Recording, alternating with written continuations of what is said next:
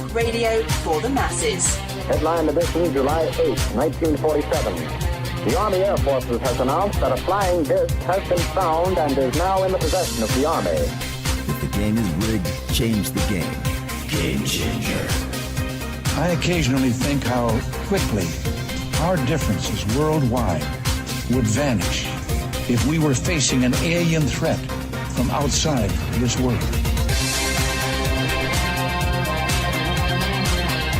This is Fade to Black with your host, Jimmy Church, on the Game Changer Radio Network and KGRA, the Global Radio Alliance. I need your help to get to the year 1985. You are listening to Fade to Black with Jimmy Church on the Game Changer Network.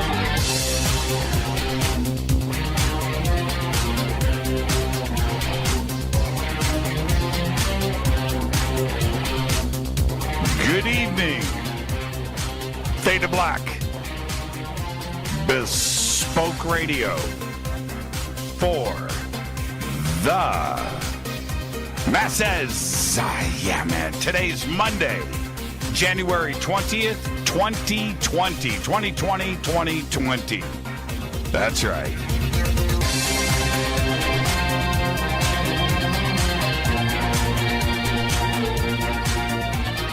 "20 days into the new year. Only 346 days left. We are live from a bunker somewhere in the middle of beautiful downtown Burbank, California. I would like to welcome everybody listening all around the world, all across the United States. Hither and thither, to and fro, back and forth, up and down, east and west, north and south, far and near. This is Fade to Black for KJCR, the Game Changer Network, and KGRA, the planet. I am your host, Jimmy Church. What is cracking, everybody? How you doing? How you doing? All right, let's go. Kicking off another brand new week here on Fade to Black tonight. Very special guest, Rabbi Ariel Bar Tzadok is here. Tomorrow night, Daniel P. Sheehan is here. Wednesday night, Kimberly Meredith.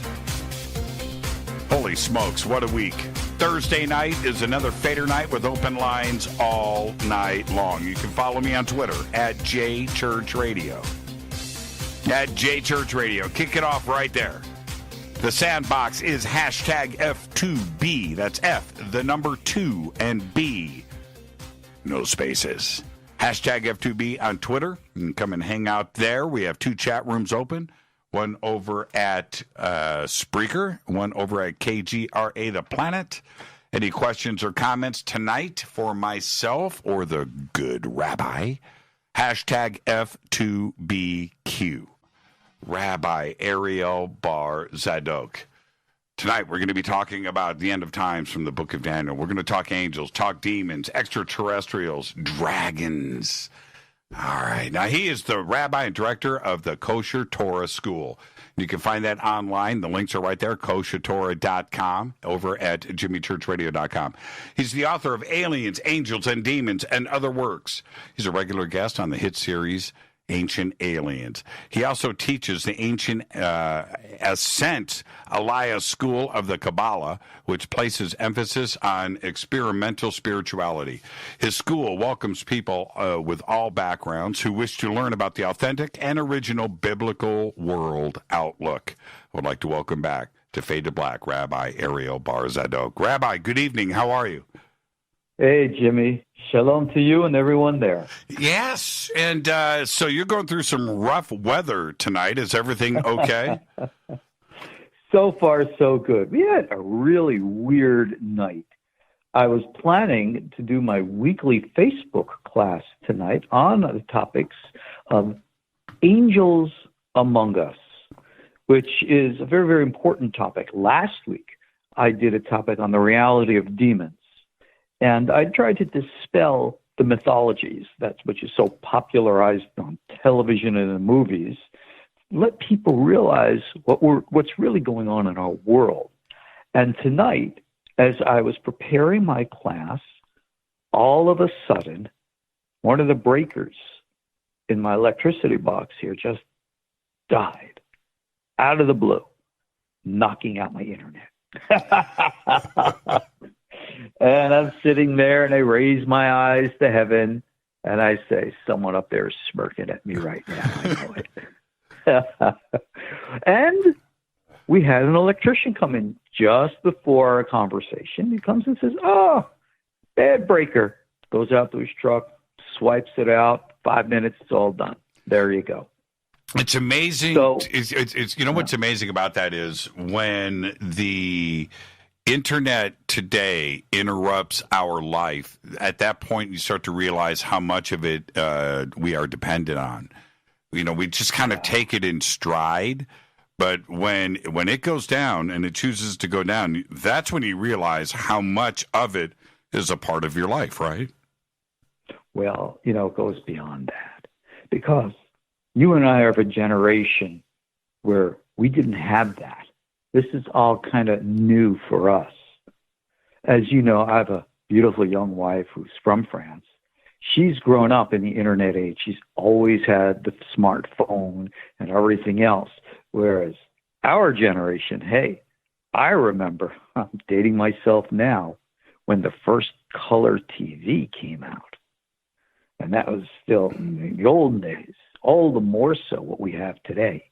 You see, modern tech is definitely a blessing, but you got to look at the trade-off of it. Where I live now, I'm in Knoxville, Tennessee. We came here because I used to live down here in rural Tennessee, which is a beautiful, gorgeous area around the Smoky Mountains. And my neighbors out there were good, old-time,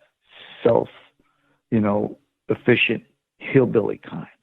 And they're the most wonderful, salt-of-the-earth people you'd ever want to meet. But they always know how to take care of everything by themselves. How many of us can do that today? Yeah, completely dependent. Totally different world. Yes, completely dependent on so many different elements of that. And I think that some of us that are aware of this kind of step back and appreciate, it's always, the grass is always greener, right? And somebody that isn't dependent on, everything, that is a little bit more self-sufficient or totally self-sufficient.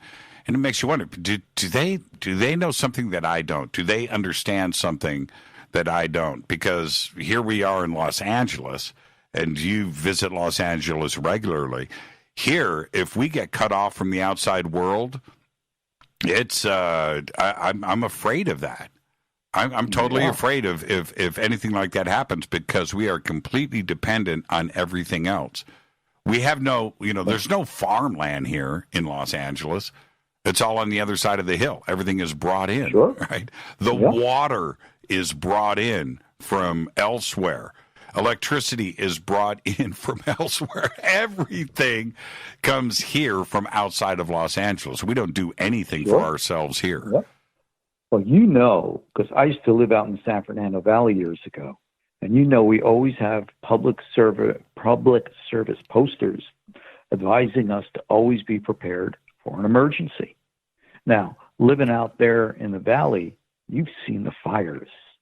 You've seen the fires north of the valley, south of the valley, and to the west. And I remember losing sleep at night, wondering if those fire lines would ever be broken, because if they ever hit the San Fernando Valley, the valley could go up like a torch. Whoosh. Very, very not cool. And in that respect, people, in my opinion, still, especially with what's happening in the world today, always, good old Boy Scout motto, always be prepared. I think that's a very smart spiritual lesson, a practical lesson, and, if you will, even important for the future. Because ultimately, we are living in, shall we say, interesting times. We can get lulled into a sense of complacency. We're always distracted with what's new in the news, what's coming on next on television, what's that next movie coming out that's so exciting. Try turning off the internet and then pay attention. I'll share with you another thing. You really want something a little interesting. watch television, but turn off the sound, turn off the lights, and then turn around away from the screen and just watch the flashing lights as the scenes change on the show. And watch how mesmerizing it actually is. It's like taking a step back and seeing beyond the facade.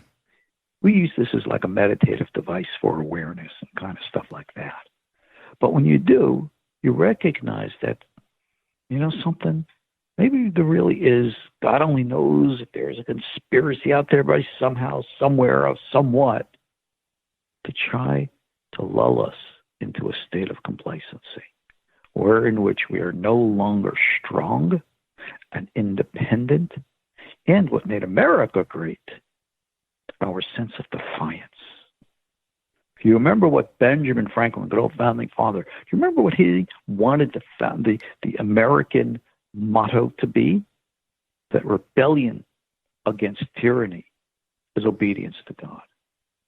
And when you go look back into the original biblical message, the whole message was to be righteous, moral, and decent. These are things which today are literally erased out of our society and our culture. And in its place, instead of strength, we have weakness. Instead of determination, we have complacency. And look at what it's led us to. Look at where we are today in the United States with the terrible schism, which has totally torn this country in half. Remember the old saying, united we stand, divided we fall. And you kind of have to ask, what is behind the powers that are dividing us so intensely? And what comes next? And again, remember, I'm just a writer. I'm an author. I'm a practitioner of an old spiritual tradition, which is not so much academically based. Yeah, I'm a scholar, I'm an academic, I read all the books and all the rest of that stuff. But the real spiritual message is to become spiritually awakened. And I don't usually use that word spiritual, even though it's what we use in religion, because everybody's got 101 different meanings of what it means. What it means is, as human beings, we have to recognize that there's a greater reality around us.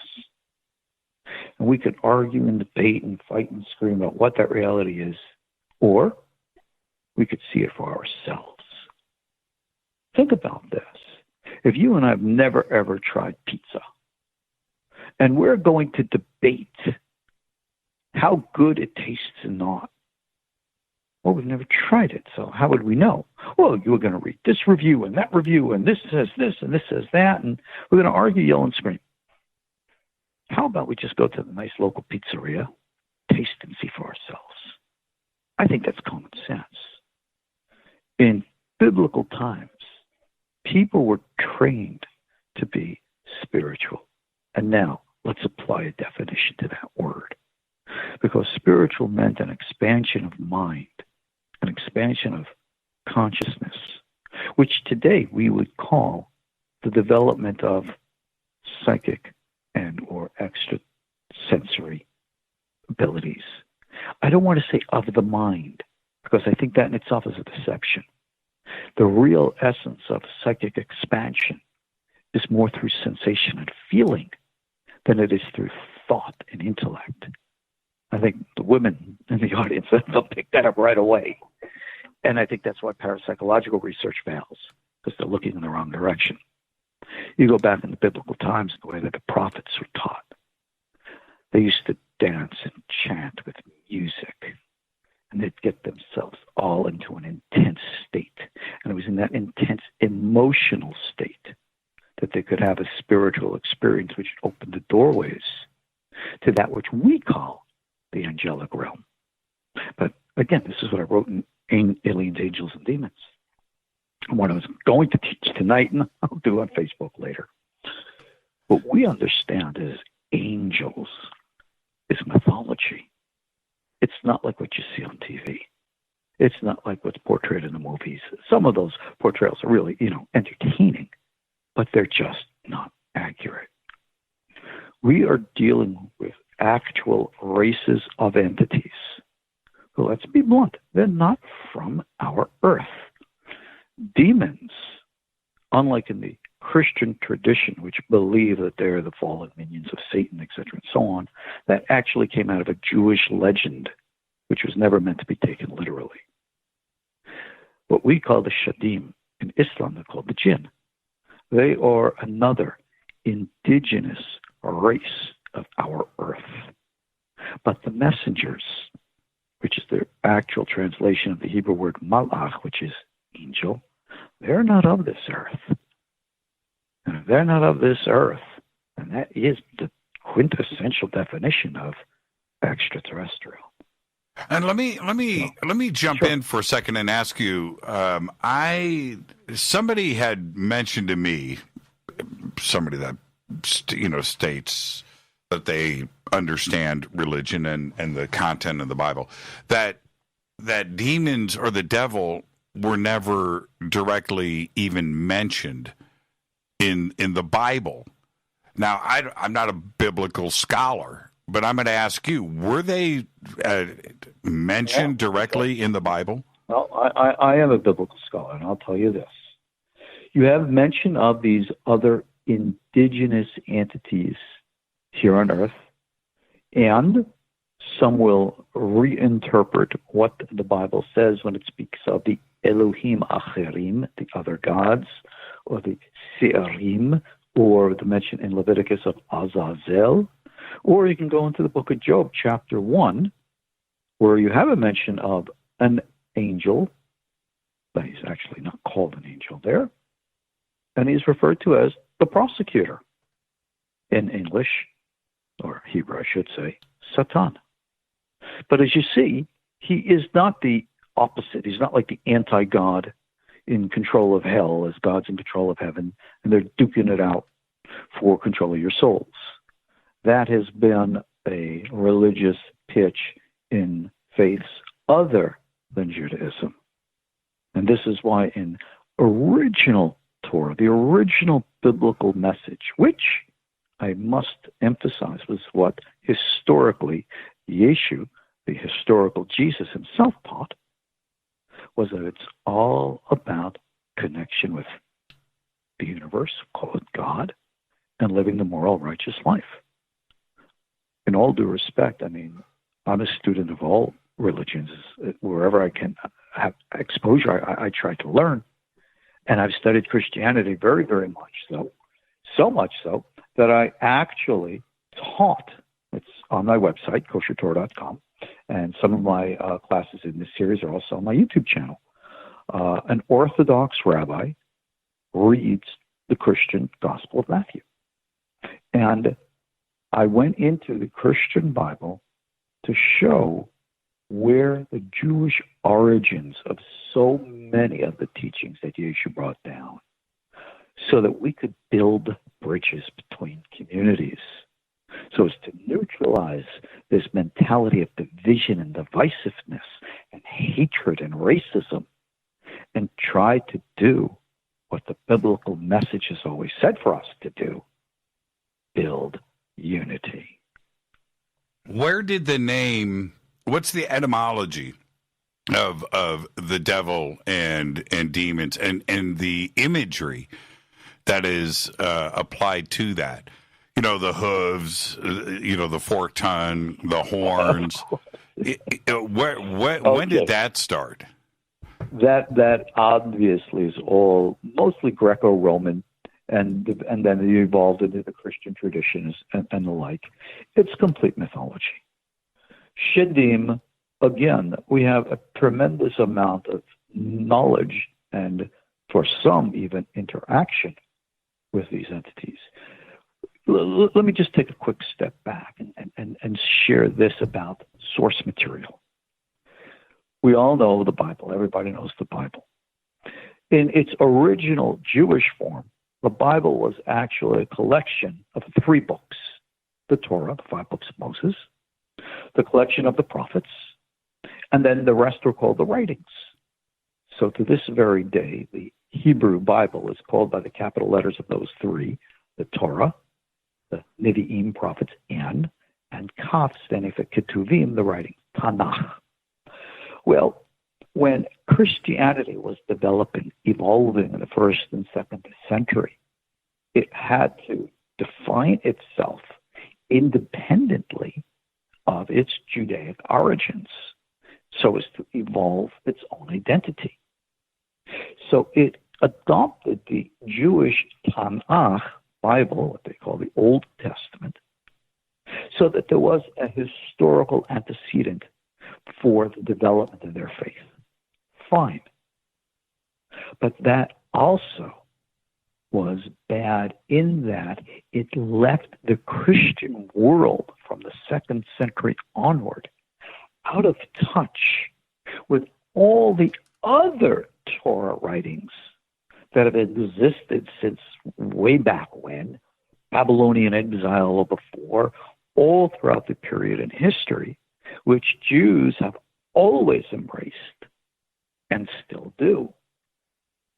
One of those books, very popular today, part of the Apocrypha, was actually quoted in the Igeret Yehuda, which I think in the Christian book they would call the Epistle of Judah, was a quote from the book of Enoch. So the entire Enochian legend has always been well known, embraced and part and parcel of our Torah Judaic practice, and almost unknown to the vast majority in the Christian world. Over many centuries, Judaic literature, especially our prophetic, our mystical literature, people became aware of what was going on. So throughout all the centuries, all the great houses and all the great politicians in Europe always sought out the Jewish mystics called Kabbalists so as to teach them privately. And the record of that is well documented. And to this very day, you have those who are continually practicing the old prophetic traditions of spiritual ascent, the same types of traditions that were practiced by, for example, the famous Jewish Rabbi Yosef Karo, the author of the Code of Jewish Law from the 16th century, who learned a process of spiritual ascent from an ancient master in southern Europe named Yosef Patzayach, who curiously taught a method of divination, for lack of a better word, spiritual prophecy, which curiously was practiced identically by a French seer, curiously of Jewish origins, who we know as Nostradamus, Michel de Nostradamus. Was there a connection between Nostradamus and the great Rabbi Tzadok and the head rabbi of Israel at the time? Well, they were all practicing the same techniques. Was there a connection where they all learned it together? There does seem to be a historical antecedent to suggest yes. But how come things aren't so clear? How come I can't just point to yes, yeah, they were, etc.? Right. Because these things are still kept secret. I don't mean to spook people out, but yeah, there really still are secret societies and the like. I don't think they're taking over the world and, cahoots with the devil and trying to eat our brains and all the rest of this silly stuff that you see on the internet. I think that's a little ridiculous. It's not a lot ridiculous. But certain knowledge cannot be handled by the public. You know this as well as I do. Come on, you know who you put on the show. You have some of my dear friends. I think Linda was on your show just recently. Right? Linda gets access, as you know, Linda Moulton Howe, one of my dear friends from, of course, Ancient Aliens. She gets access to information from people who are, lots of people, they're feeding her information because they want it disseminated. Well, as you very well know, I read about these things. People from Washington and the White House and the Pentagon, they don't usually call me up. They're not, inviting me into secret government meetings or the kind. That's not what rabbis do. But we have other traditions. We have other sources of information. They're coming at it from the outside looking in. We're continuing the ancient biblical traditions where we're looking from the inside working out. So they're going to discover a race out there 10, 20, 30 light years away. And they'll communicate with them. Of course, they can't make any of this public because of the fear of what the public would think. Well, what would be the best way to communicate with those who are so far away, maybe even in a parallel dimension? Well, technology can be a real bear. It can be very expensive, very, energy and all the rest of that stuff. How about a different form of technology? Telepathic communication. Sure. Go read Colonel Corso. When he said that they discovered the Greys, you remember his book, The Day After Roswell. All the communication was always telepathic. Why? Because we know from the Bible, when angels, these messengers, come and communicate with human beings, they are existing. They're coming from a different reality than ours. Call it a different dimension. And they meet us in a place where human consciousness is outside of its physical focus on this external world. We call that a meditative state, a prophetic trance, but it's a different mode of thinking. It's not rational, intellectual. It's intuitive, psychic, and it always revolves around impressions and feelings and emotions. Carl Jung understood this in analytical psychology. Many people who practice in the meditative paths, they understand this very well. This is why all meditational dreams and visions are always weirdly symbolic. We've had dreams. Everybody's got dreams. And they're the most bizarre, weird things because we've never learned the psychic language. Because our society poisons us against accepting its legitimacy. You go ahead, start talking to people about, I can sense this, I can feel that, I'm in communication with this or that. People, you're a lunatic. Yeah, you need to be on drugs. We need to shut you down. And God forbid you ever try to jumpstart the entire psychic process with hallucinogenic drugs and are like, oh, that's criminal. But those who practiced the ayahuasca paths for centuries had success. While I am very, very firm and adamant against the use of any kind of drugs, even pot, I can't say that in ancient biblical tradition that maybe the spices or the incense that was burnt in the Holy Temple, very possible, might have had some kind of an effect upon the mind of the priest or the high priest as they approached the Holy of Holies to commune with the Ark of the Covenant and the revealed presence of that which we call God that was visible upon it. So there's a lot of stuff there. A lot of stuff. Well, could this practice of not disclosing directly to the public about any communication with intelligent civilizations that are off planet, could these be traditions that have been well established for thousands of years? Certainly they couldn't have freaked out, right? People 3,000-4,000 years ago with this kind of knowledge. It had to have been of a spiritual nature, of a religious nature, and not E.T., because nobody would understand it and would certainly freak out. Well, yes and no, and I'm going to tell you why. In our ancient traditions, which again are recorded in those other authoritative pieces of literature in our Torah traditions, we always knew and understood that the stories in Genesis were metaphorical and not literal.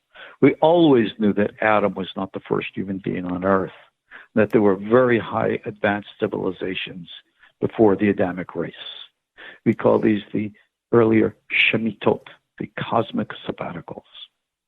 And we have legends in some of our books called Sefer Temunah, Yalkut Ruveni. If any Orthodox Jewish people are listening, they'll recognize those books maybe. We have teachings that have been passed down to us of how we have always been in touch with those who lived in the stars, how we have had indigenous races that evolved here on Earth long, long time ago, human and pre-human, who have evolved beyond. You mentioned it in the introduction. I talk about this in my disclosure essays, that one of the races that we believe evolved here on Earth became extremely highly technologically or even psychically technologically advanced to the point that they evolved beyond the physical. They're referred to in Kabbalistic literature as Patili, the dragons.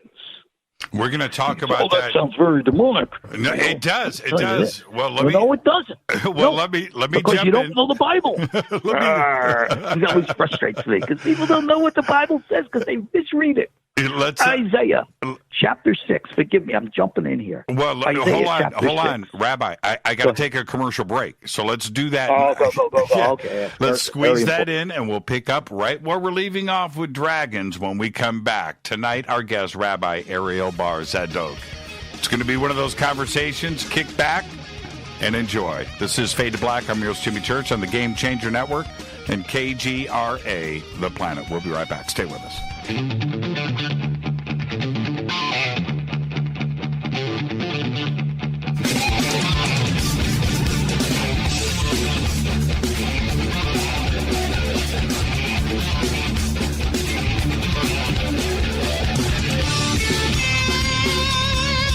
Welcome back. Fade to Black. I am your host, Jimmy Church. Our guest tonight, Rabbi Ariel Bar Tzadok. Oh, man, lots to discuss tonight.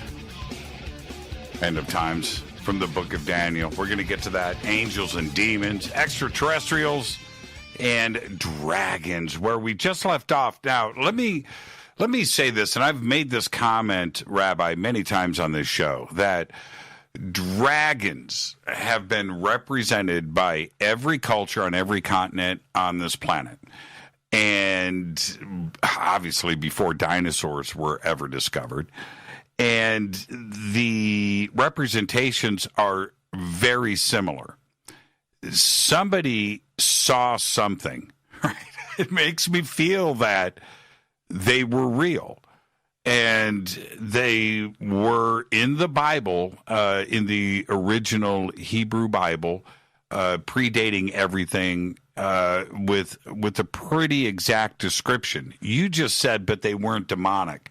But you can see, everybody sees the similarities between demons and the devil and dragons. And that's where we start to get into this like conundrum and this issue. Where do dragons originate in the Bible? Holy, holy, holy is the Lord of hosts. The whole world is full of his glory. Remember those words? Yes. Isaiah chapter 6. Do you remember the name of the angels who say those words? I do not. They're referred to in how we call it, seraphim. Most people look at the word seraph and say they're the burning angels of divine light.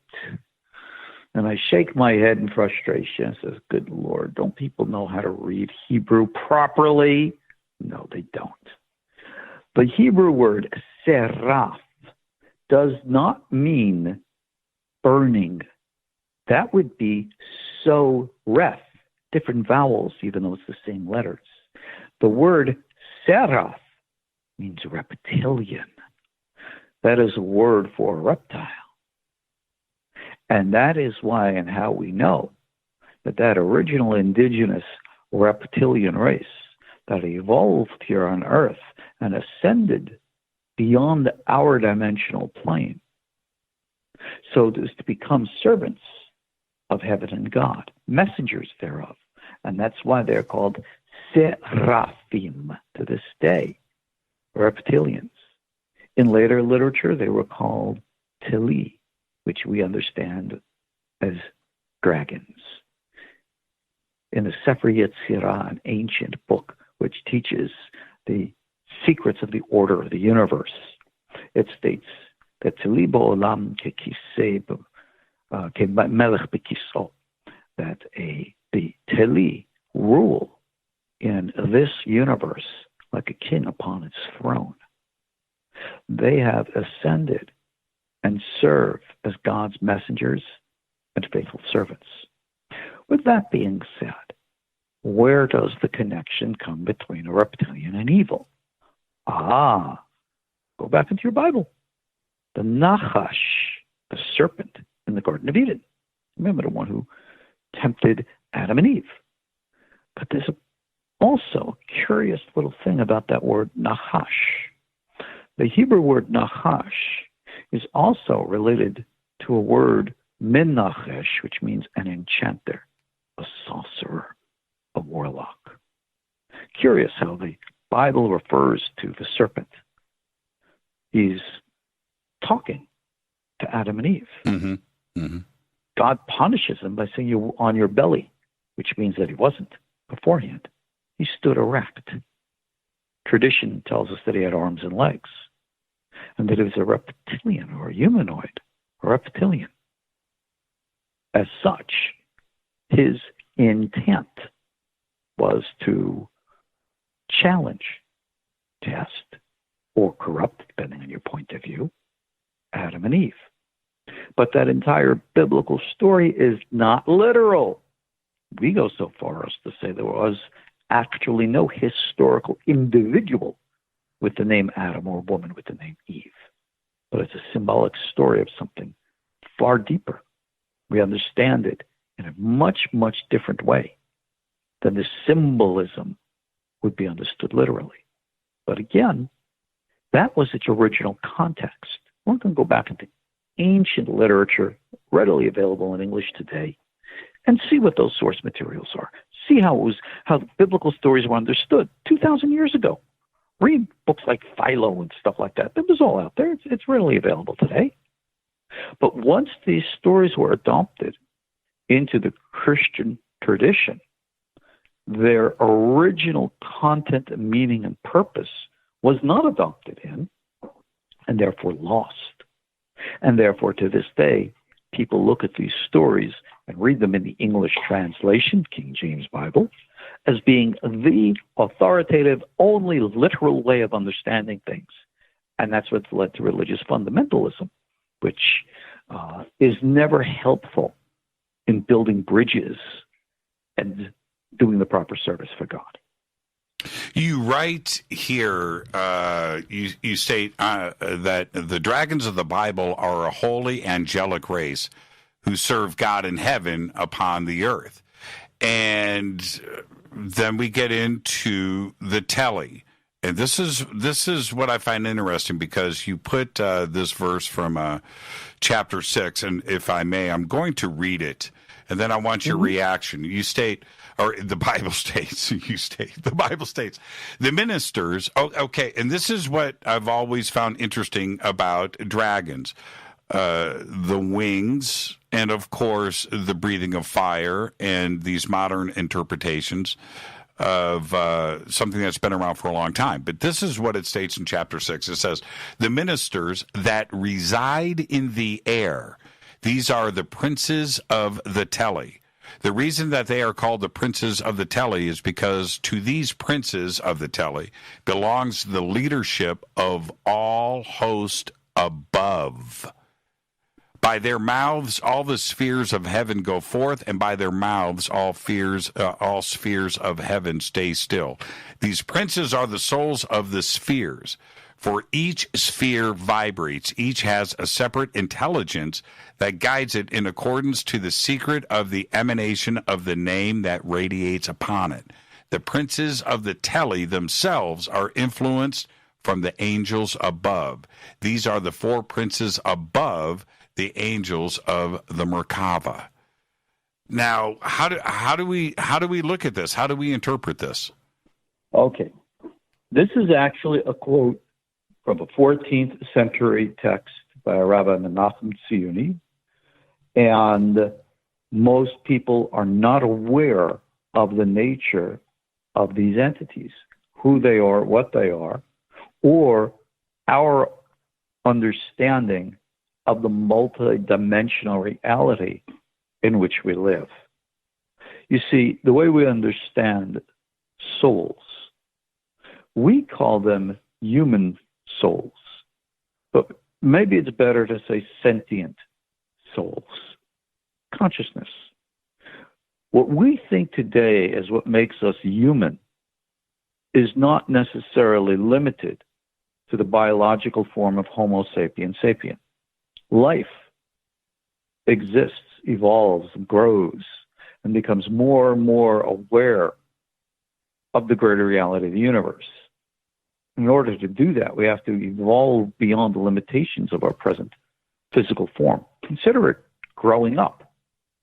You know who really gave a good example of this in novella form was Arthur C. Clarke in his famous story, Childhood's End. Very, very cool story. Audience hasn't ever read it. They should. Where it shows how humanity evolved. And as humanity evolves, the entire earth literally fades out of the physical universe into a higher reality. Well, we understand things in kind of that way.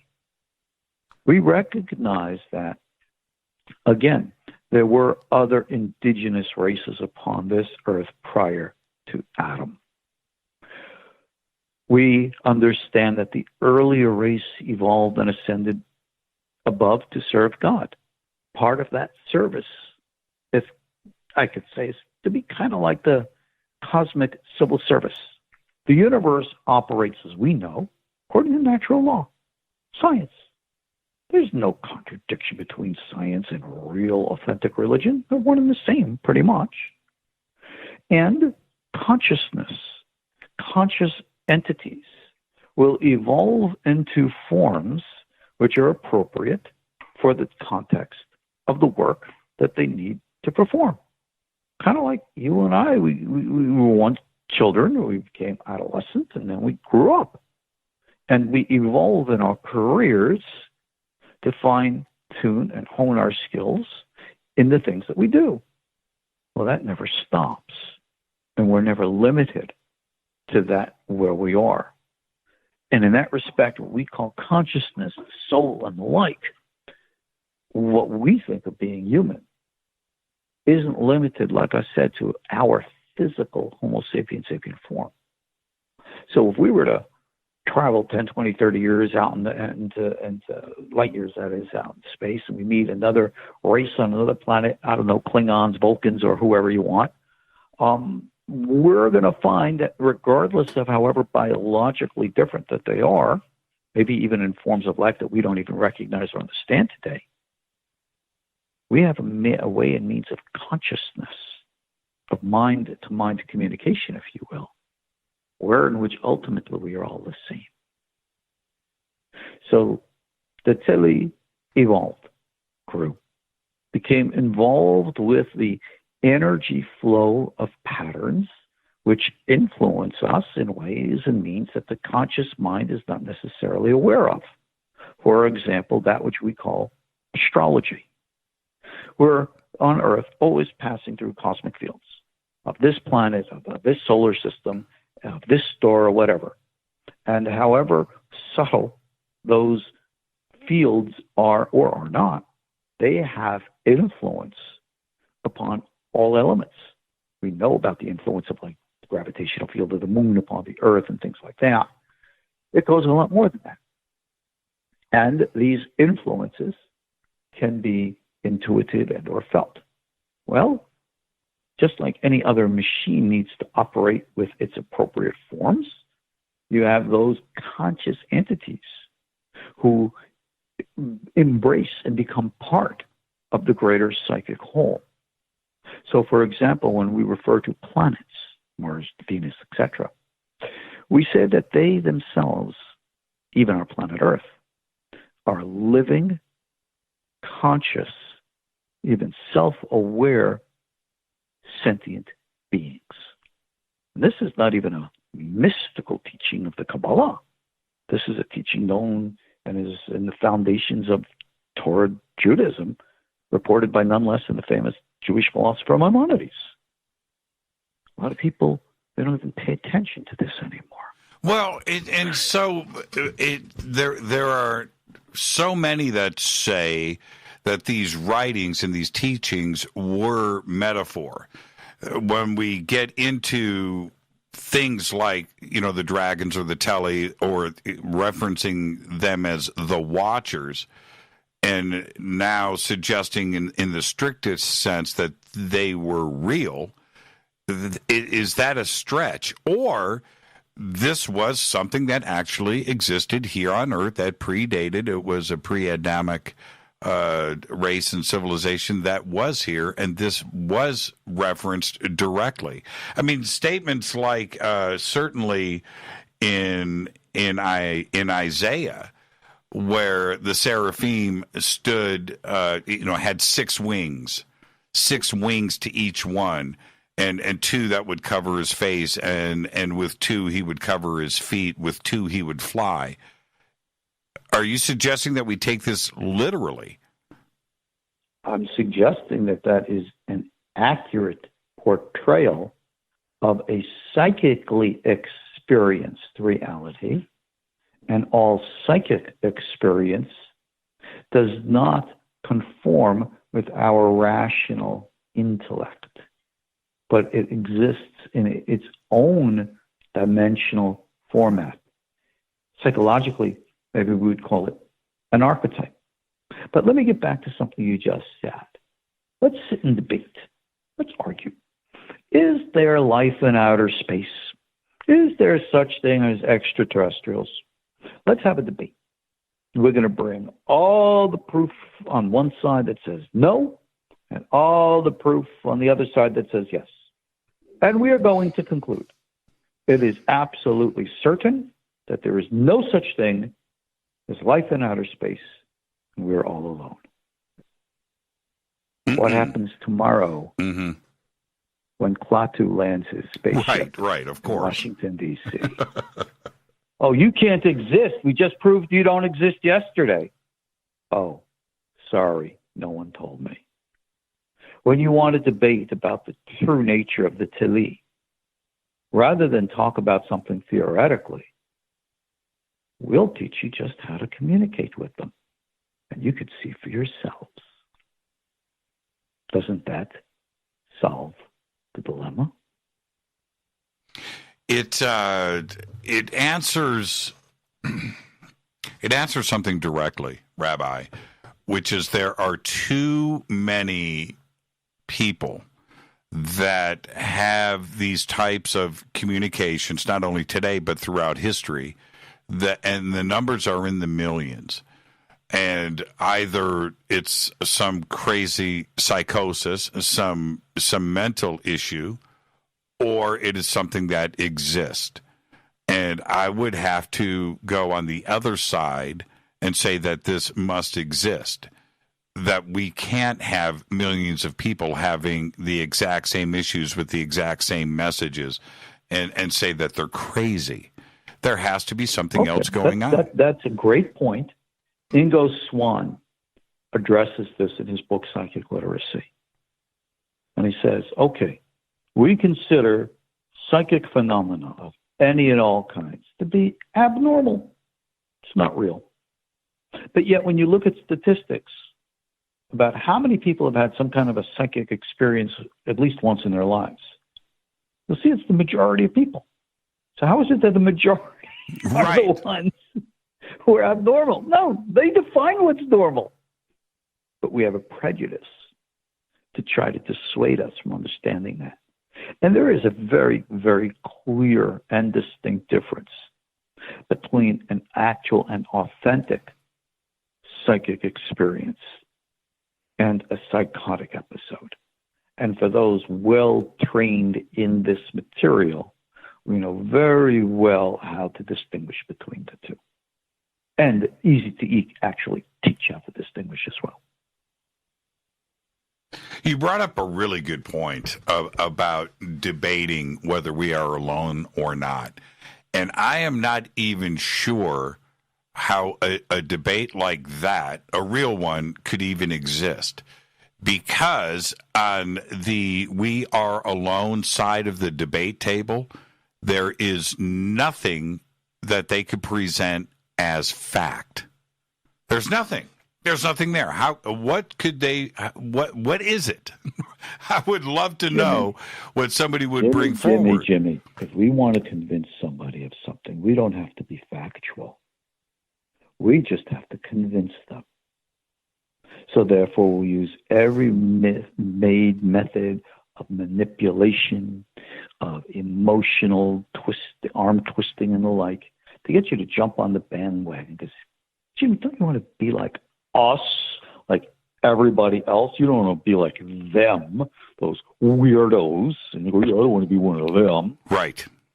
And rather than being rational and analytical, I mean, all due respect, you could read The Day After Roswell by Philip Corso.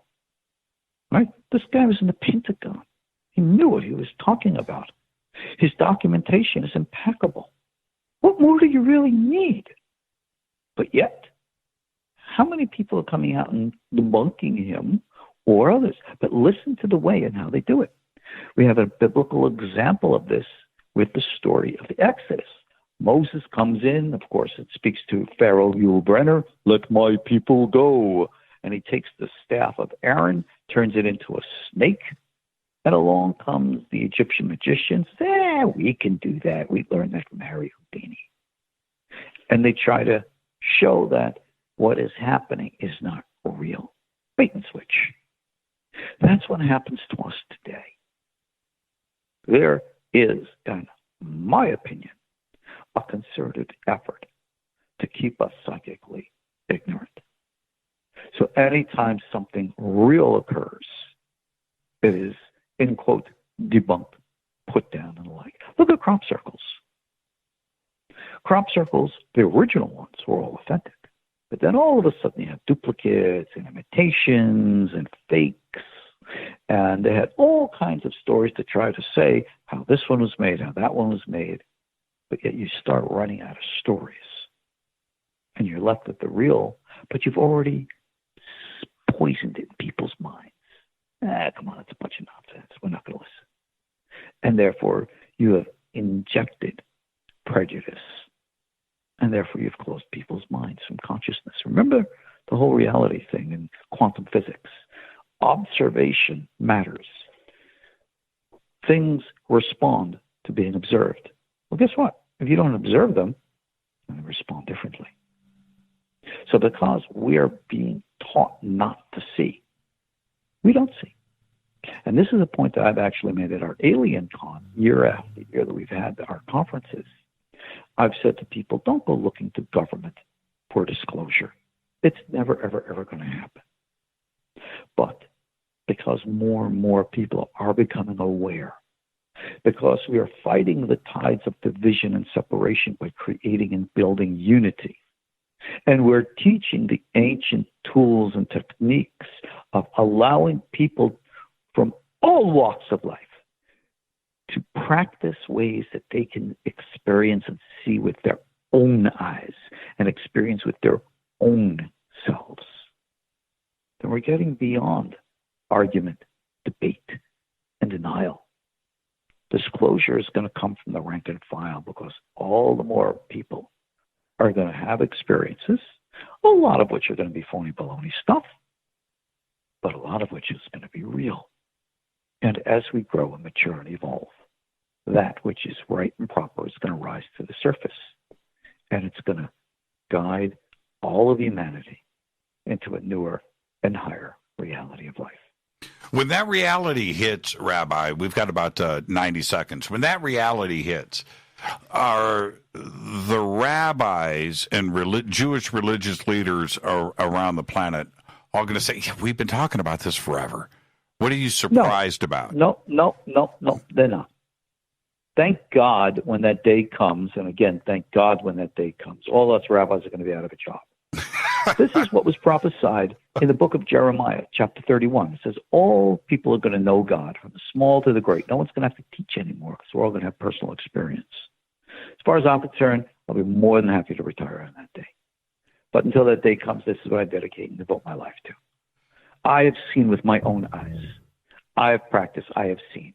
I don't have, in my opinion at least, the right to tell you, hey, Jimmy, this is what I've seen. Believe me. Why the hell should you believe me? Who am I? Right. But I will say to you, Jimmy, let me show you, and you can see for yourself.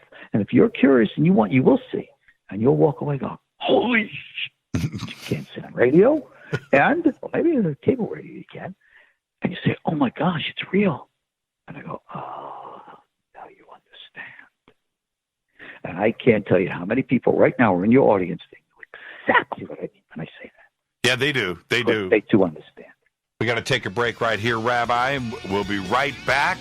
Lots to talk about, and I do want to get into disclosure and what the governments and other religious institutions on this planet actually know. This is Fade to Black. I'm your host, Jimmy Church. Stay with us. We'll be right back.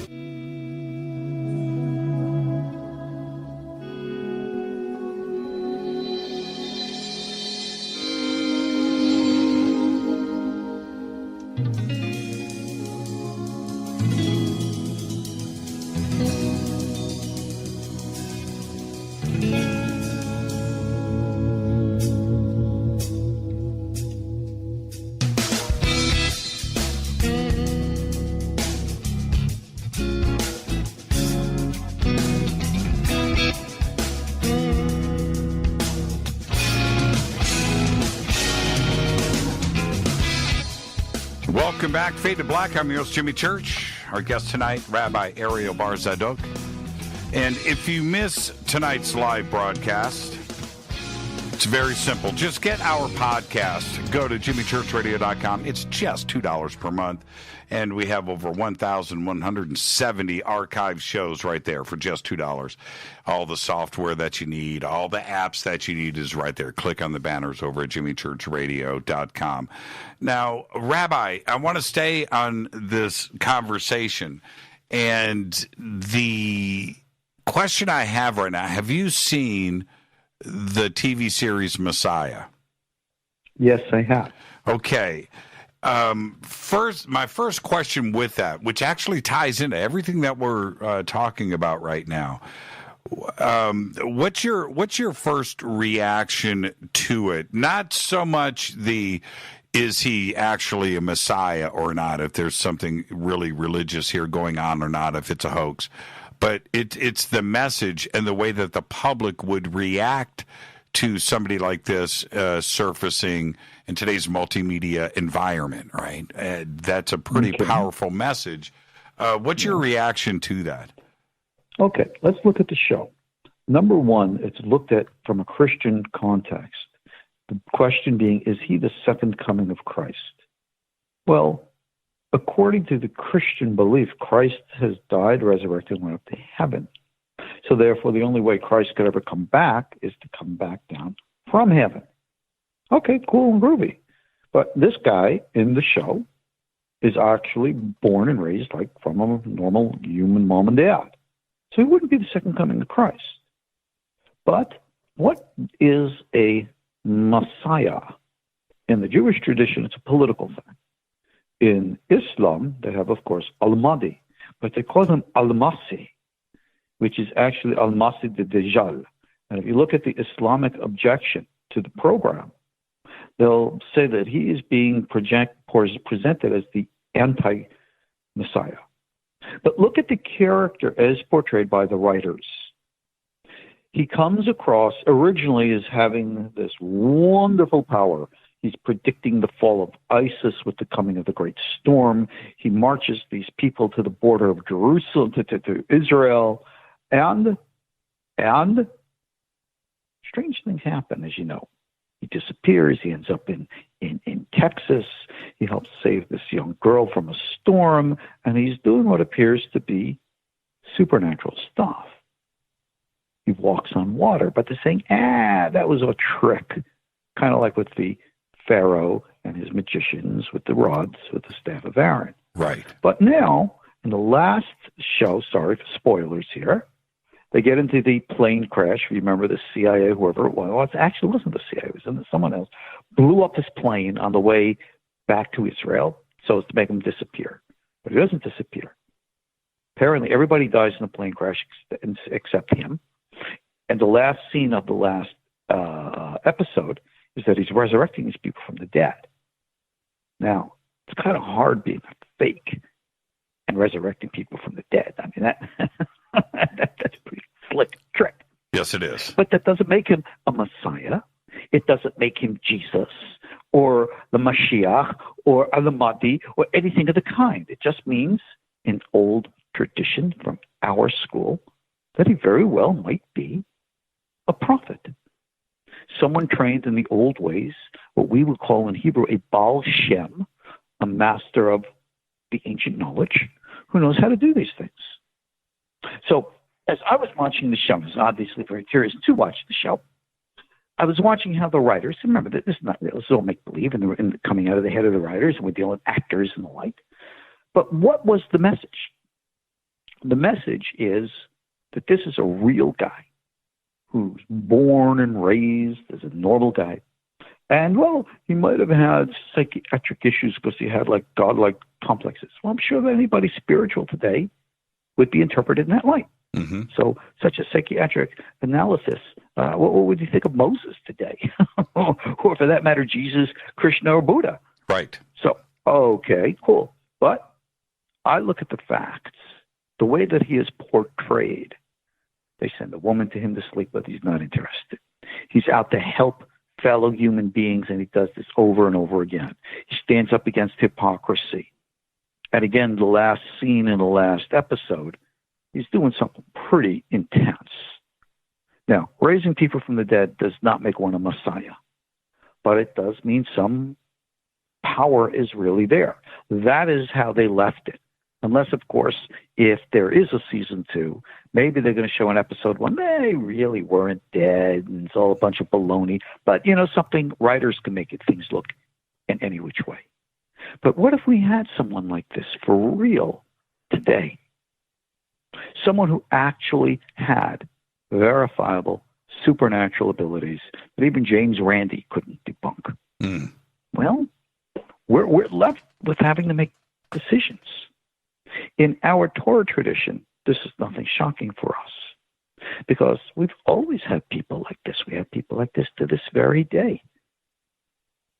Outsiders of Israel do not know the stories of the different sages who have been actively involved, for example, in fighting Hitler, keeping Hitler out of the Middle East, who were actively involved in many of the Israeli wars, protecting and safeguarding innocent lives. Israelis know these stories. Anybody outside of Israel probably has never heard of them. There was this one great famous rabbi who was a master of our school back in the 1940s. As Rommel was making his march across North Africa, approached the British High Command and begged them, give me a plane with my students. We have to make a ring around the Holy Land, and I guarantee you we will defeat Rommel.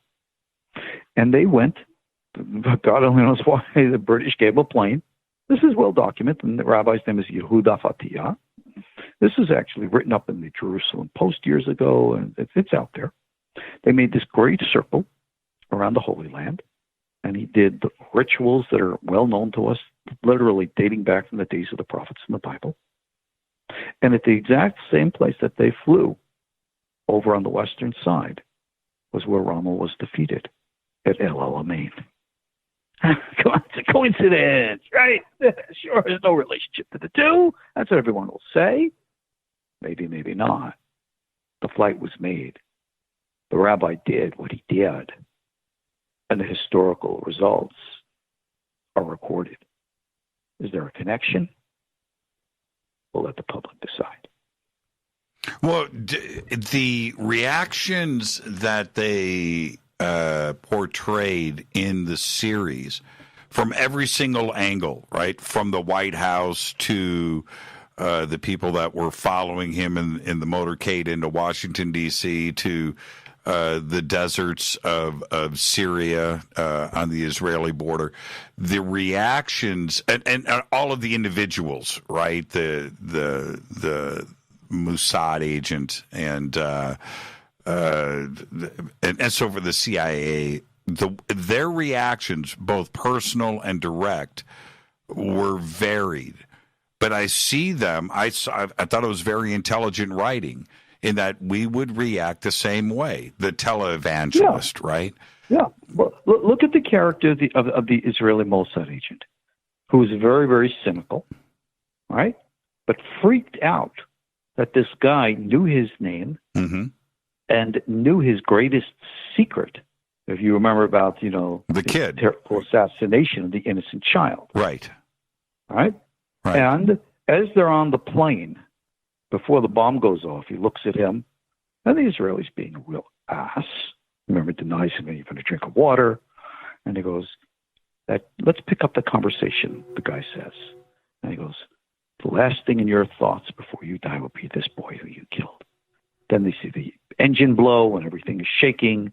They realize they're about to die. The guy goes, oh my gosh. He's about to say his Shema Yisrael prayer, and he's thinking about the boy, just like the character said. And the next thing we know, the plane crashes in a weird poppy field. And, the Arab kid wakes the kid up, says, you were dead. This guy just raised you from the dead. And the last scene you see before the picture of the Messiah's face, of course, is the Israeli agent saying, what the F just happened? Right. Did this guy really just raise me from the dead? He is the most cynical guy. And now he experienced something. How is he going to explain that?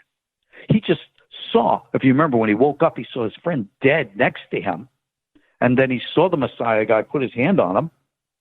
The guy got up, kneels before the Messiah guy, and kisses his hand. And you could see that look in his eye, what the F? And that, in my opinion, is very real.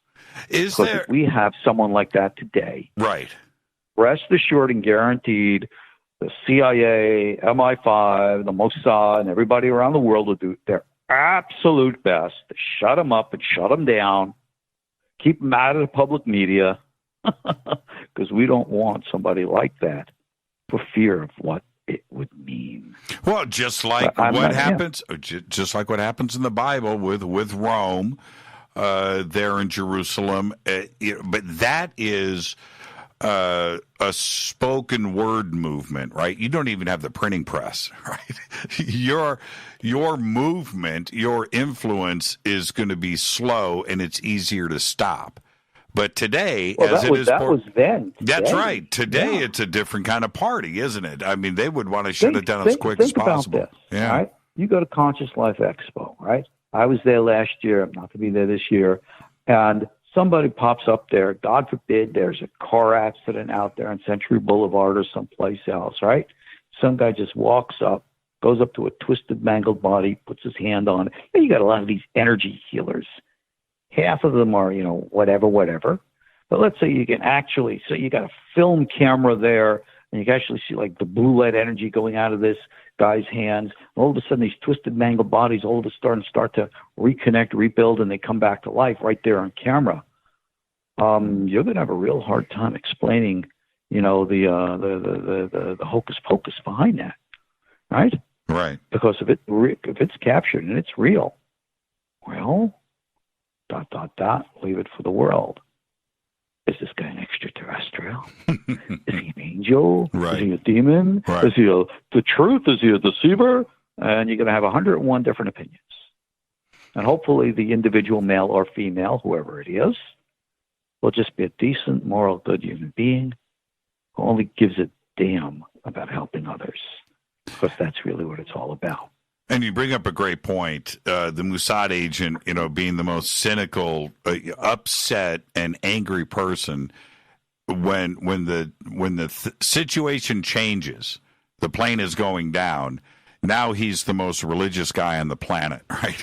That's it. He knows. He's supposed. And we're up against that today. I think with science too, as well. Where I used to. You don't hear it as much today, but 10, 15 years ago, there were all of these published statements about how scientists are now moving through physics and chemistry and biology, realizing that there's got to be something more divine involved here, that the miracle of life is not as simple as chemistry and accidents. That's true.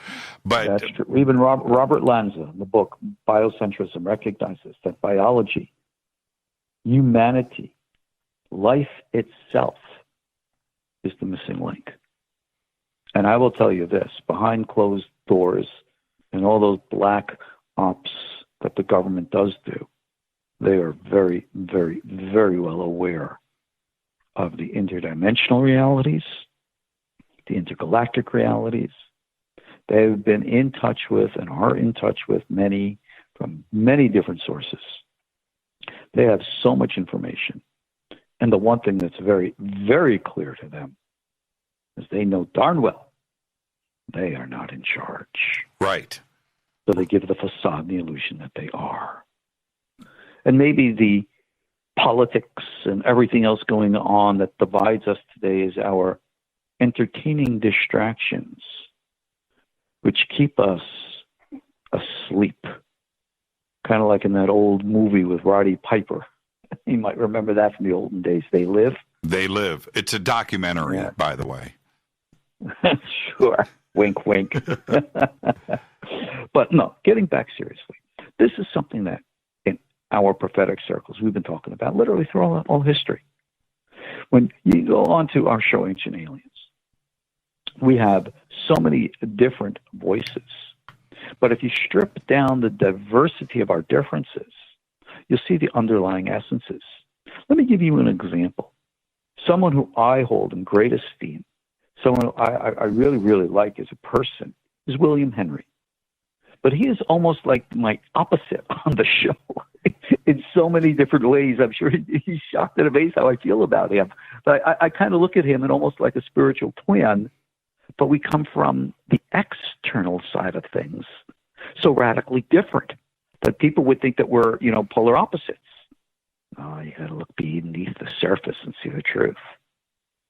I mean, him, his wife, Clara, I think are the most darling people. But yet, on the surface, you would think we're so different. I don't think so. Surfaces. No, I don't think so. I think you guys are. I think you guys are lockstep. Actually, in many ways, we are. We might describe things in a different way. Obviously, I know Hebrew better than he does. Yes. But I mean, his passion, his intensity, what he wants for people. I mean, I sit there and I listen to him and I smile. I said, "That a boy." And the reason for that is, going back to my point about science, is that no matter how you want to paint the world in a black and white sense, in a mathematical sense, it's equations, it's math, it's chemistry, it's compounds, it's elements, that the more that they find out, the more that they realize it may not be God in a real definition, but they know that there's something else out there going on that they can't explain with the math. They cannot do it. All right, let's clear the air with one thing. God is not a little old man with a white beard sitting on a cloud whose picture was taken and put on the Sistine Chapel. Michelangelo's a marvelous painter. He really was. But even God's name in the Bible, Yud-Keh, Vav-Keh, it actually means active being. This is why you can't have a face for God or an image for God. God's not a guy. He's not male. He's not female. The experience of the divine comes to us through our human experience. So we project a human face upon God. In the Kabbalah, in the Aramaic, they call that the small face of God, or Ze'er Anpin, which is the face of higher man. But above the small face are the higher faces, and above the higher faces is the infinite. We're aware of these things. But people today have such a mythology of what we think of God, like God's a guy, a person, our spiritual Santa Claus, our go-to for all the things that we want, without recognizing that we're dealing more with the universal consciousness, the mind, or the will, or the reality of life itself and existence. So essentially, we're always part and parcel, always connected to, always in the presence of that which we call God. But I don't like words like divine and religion and stuff like that because of the mythologies that we attribute to all these things that kind of, again, take us away from that reality. So when you go into those meditative traditions, which some will misinterpret to think, oh, those are Eastern traditions. They talk about, the abstraction. Well, that's actually what the original prophetic tradition, the biblical tradition, was really all about as well. But it got lost in the eyes of those who don't follow the traditions. This is what I'm in business for. This is, I try to bring back all the old stuff to show people that. So yeah, if you want to talk about God, let's start with a better understanding than what we have, with, again, focus on learning how to experience for ourselves, as opposed to, again, debate, philosophy, and argument. But wouldn't that be, just that statement from so many other angles, heresy? That's like a prison offense to go in that direction. Not in my religion. But you understand. If many of my fellow rabbis were to question or challenge me upon what I just said, then I can get rabbinic with them. Remember, I've been a rabbi for close to 40 years. I think I know something by now. Right. I take out all my books. I'll show them, okay, it's written here, it's written there, it's written there, it's written here. Come see it for yourselves. I remember years and years ago, I said something controversial to a fellow rabbi friend of mine on the phone. And they got really upset with me. Where does it say that? And I said, it's written in such and such a book. He says, I want to see it. I said, come over. 15 minutes, he was in my house. I sat the books down in front of him. 45 minutes later, he comes into my office sheepishly, and he says, you were right. It was enough? And I said, and I said to him, yeah, but I knew that 45 minutes ago before you walked in the door. I said, all you got to do is learn. This is one of my mottos on Kosher Torah. I say, Moses said, let my people go. I say, let my people know. All I am about is to educate people, to give them exposure to the things that they've never had access to before. You go look at the courses that I have on my course page at Kosher Torah. I'm offering from all these ancient texts. I'm teaching something now from 1,000-year-old text on all the secrets of the Archangel Metatron. People don't cover this. My fellow peers don't cover this. But I don't have secret revelations from heaven. I don't have golden tablets being revealed to me from the angel macaroni or pizza or whoever else wants to come. I go to the local Hebrew Jewish bookstores, whether they be on the East Coast, West Coast, Israel, Europe, wherever, and I take the books and I use the traditions that I've received from my teachers. I learn them, I understand them, I practice them, and then I do what I believe is right. I turn around and share and teach. Because what else is it for? We're all one in that respect. This is not just about for me, by me, me. Me is you, you is me. We are all in this together. And in that respect, it goes back to an old saying in the Talmud, that we're all interconnected, all interrelated with one another. When we come back after the break, which we're going to have to do here, there's so much that we've got to try to concentrate into the next break, and maybe we'll have to go into overtime, which is fine. But there's other parts about this that are so based on faith, so much so that is the part that forces people into questioning what is real and what is not. And I really want to discuss this when we come back. Our guest tonight is Rabbi Ariel Bar Tzadok. That's right. Angels, demons, and extraterrestrials all in one show. I love it. This is Fade to Black. I'm your host, Jimmy Church, on the Game Changer Network and KGRA, The Planet. Stay with us.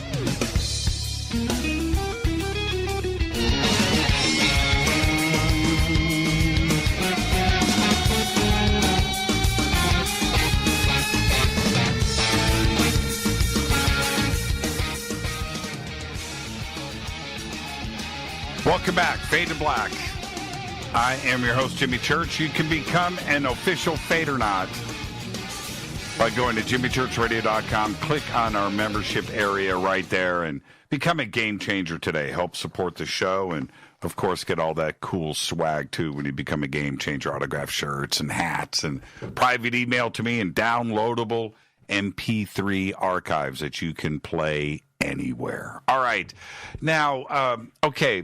Rabbi, I was with a friend of mine who I respect a lot. One of the funniest guys, smartest guys that I've ever known, but also very, very religious. And we were in New York many years ago having a late night conversation at one of those buy pizza by the slice places, right? Till 2, 3, 4 o'clock in the morning. And one of the things that he said to me was that because I brought up dinosaurs, and his thing, Earth is 6,000 years old. And I said, well, what about the dinosaurs?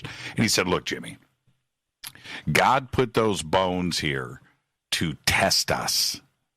Right? Now. That makes God sound pretty sick. Okay, but I don't make fun of anybody's religion or anything. He can believe he can believe what he wants to believe.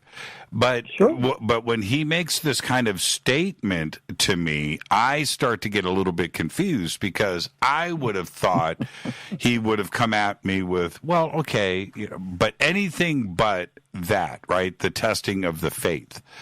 And that's where, for me, when it comes to religion, I don't know what lines to draw.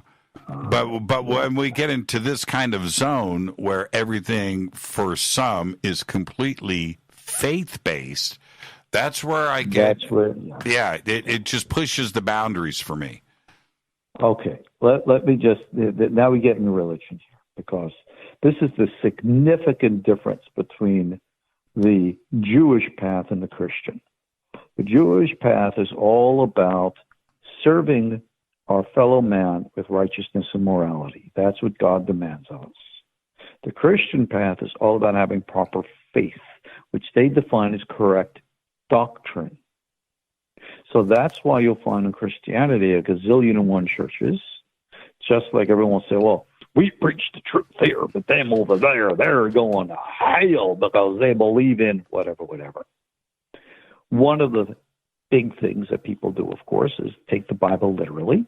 The world is 6,000 years old. So what about the dinosaurs? Well, they can't be true. So therefore, it's a satanic lie that God allowed to test the faithful. Well, yeah, okay. No, that's not the way we understand things. It's based upon a misunderstanding of the Bible. But one that, in all due respect, is not limited to Christians. You've got plenty of fundamentalist Jews who believe the same way.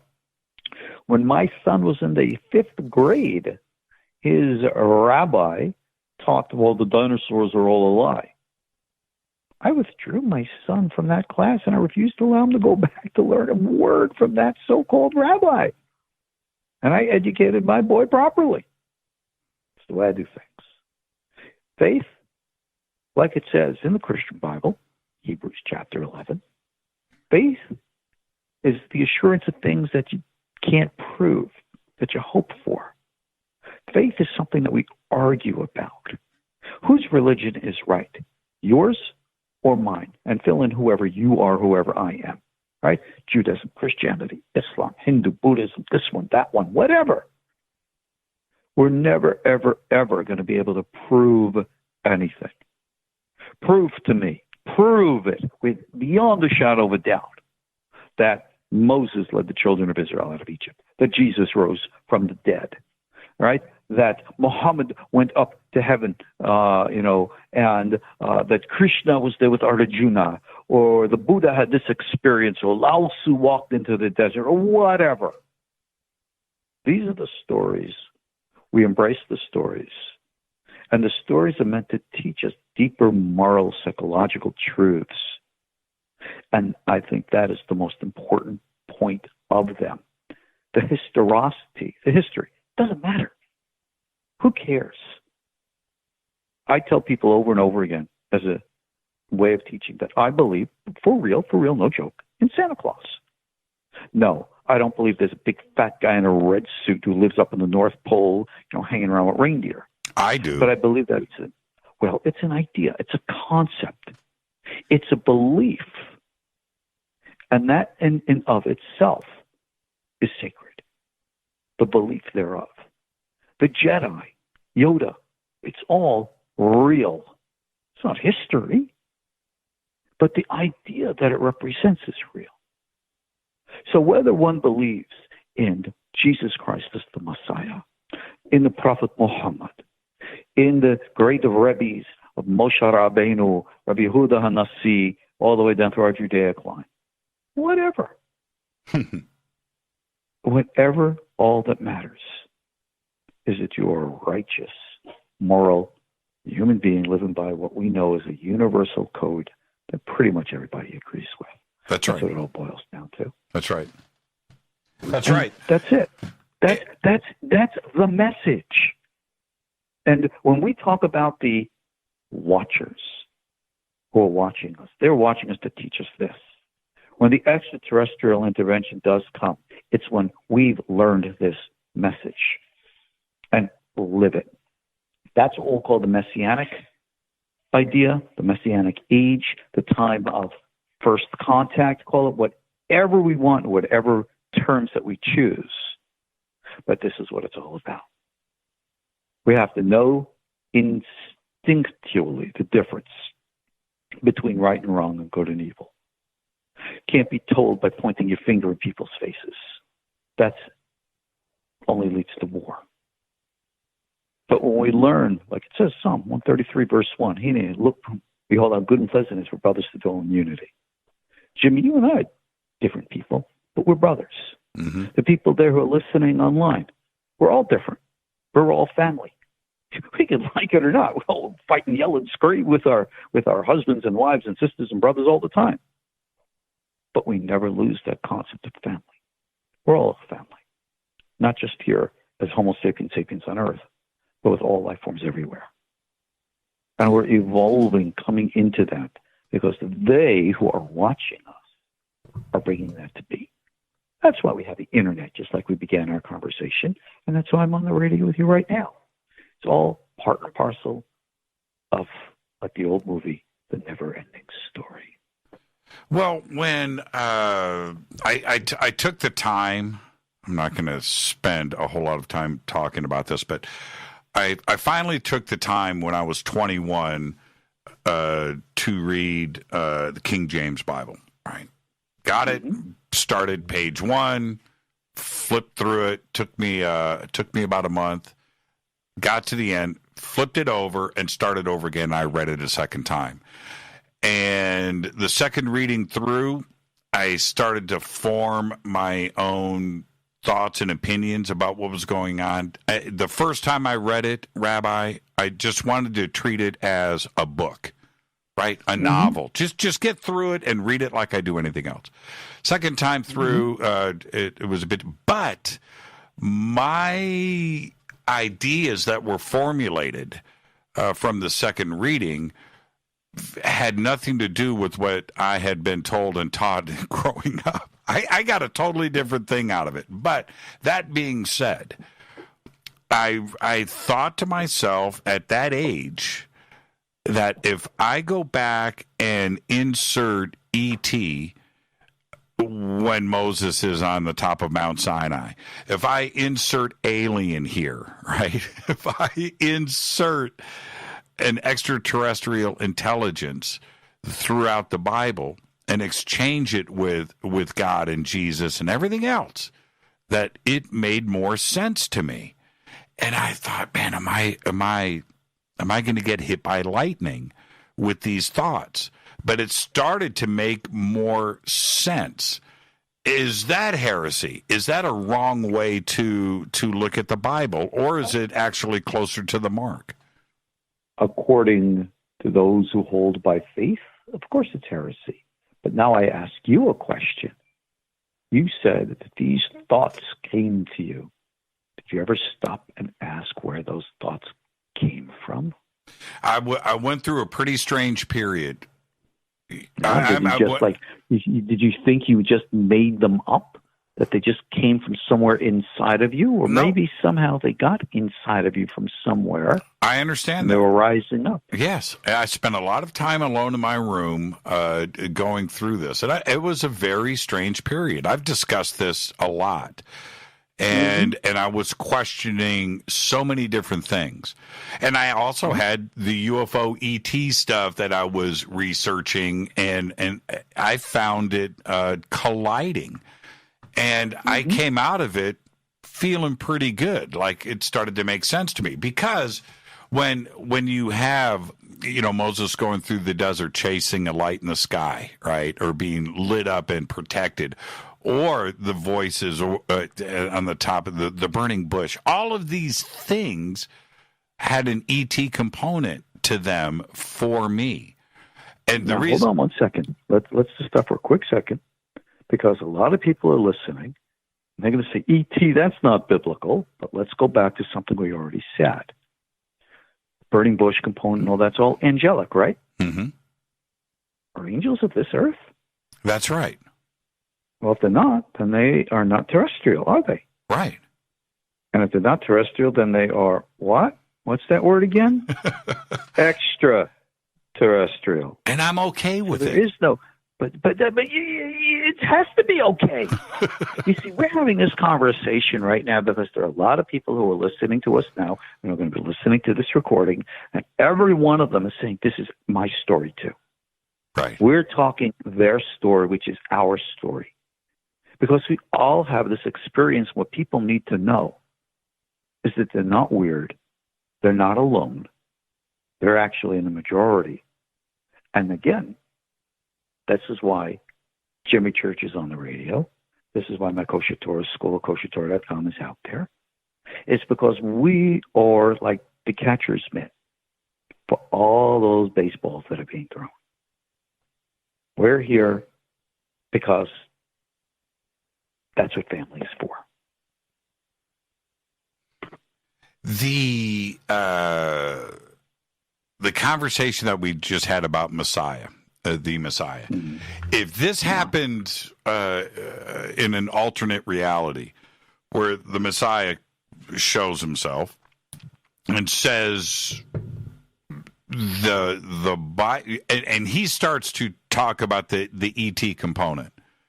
And inserting this, and the other interpreters of the Bible that have surfaced as religious leaders in a modern context, like today, that are speaking to their flock with their version of the way that they interpret the Bible, isn't any different than if somebody surfaced today and said that the Bible is here, but it's actually ET, and this is what's going on. Okay. Well, let me tell you. Would that be easy for people to understand? Yes and no. Because what I'm doing here at the Kosher Torah School and help people understand the Bible correctly. You can't read the Bible in the King James Version and think that you understand the Bible, because you don't. Right. The Bible is never written in English. It's not meant to be taken literally. Even the books, there are books, the history books meant to be taken literally. There are other books which are symbolic. Other books are poetry. Other books are pure fiction. The whole story of Job is a novel. It's a story. There was no historical Job. It's never happened. It's a once upon a time kind of thing. Mm-hmm. I mean, but these are things that people, when it comes to biblical scholarship, this is what you know and learn. For others, like I said, faith. Okay, cool. Have your faith. Believe what you want. I don't care what you believe. What's more important to me is what you do and how you do it. So if our Messiah character comes, you know what I'm going to be more concerned with than anything else? I want to know if he's going to come with you and me to have a good slice of pizza in New York. Because if he were to say there's a better place in the whole world than New York to get pizza, he can't be the Messiah. Right. Everybody knows that. Right. The Messiah will know that pizza. New York is the pizza capital. I'll give it anyone. Point taken. And of course, he better like the Three Stooges. Because if he doesn't like the Three Stooges, I mean, how spiritual could it really be?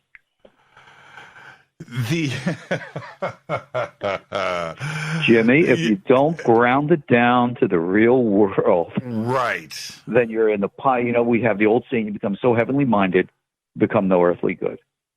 I wake up in the morning, I do all my rituals, my prayers, my deep meditations, all this other kind of stuff. And then when I'll stop, I love it when AMC or these other channels have the good old Three Stooges reruns in the morning. Because even after 80 years, they're as funny as heck as they used to be. And this is a way to keep you grounded, keep you laughing, and to enjoy the good things, which is sometimes the simple things in life. And let's go into this a little bit deeper, because you brought up Childhood's End, which I have spoken about so much on this show because I think it's very significant, and it's the ET side of it, and of course the end of the world, and the way that Arthur C. Clarke. No, it wasn't the end of the world. No, it wasn't. Well, they blew it up.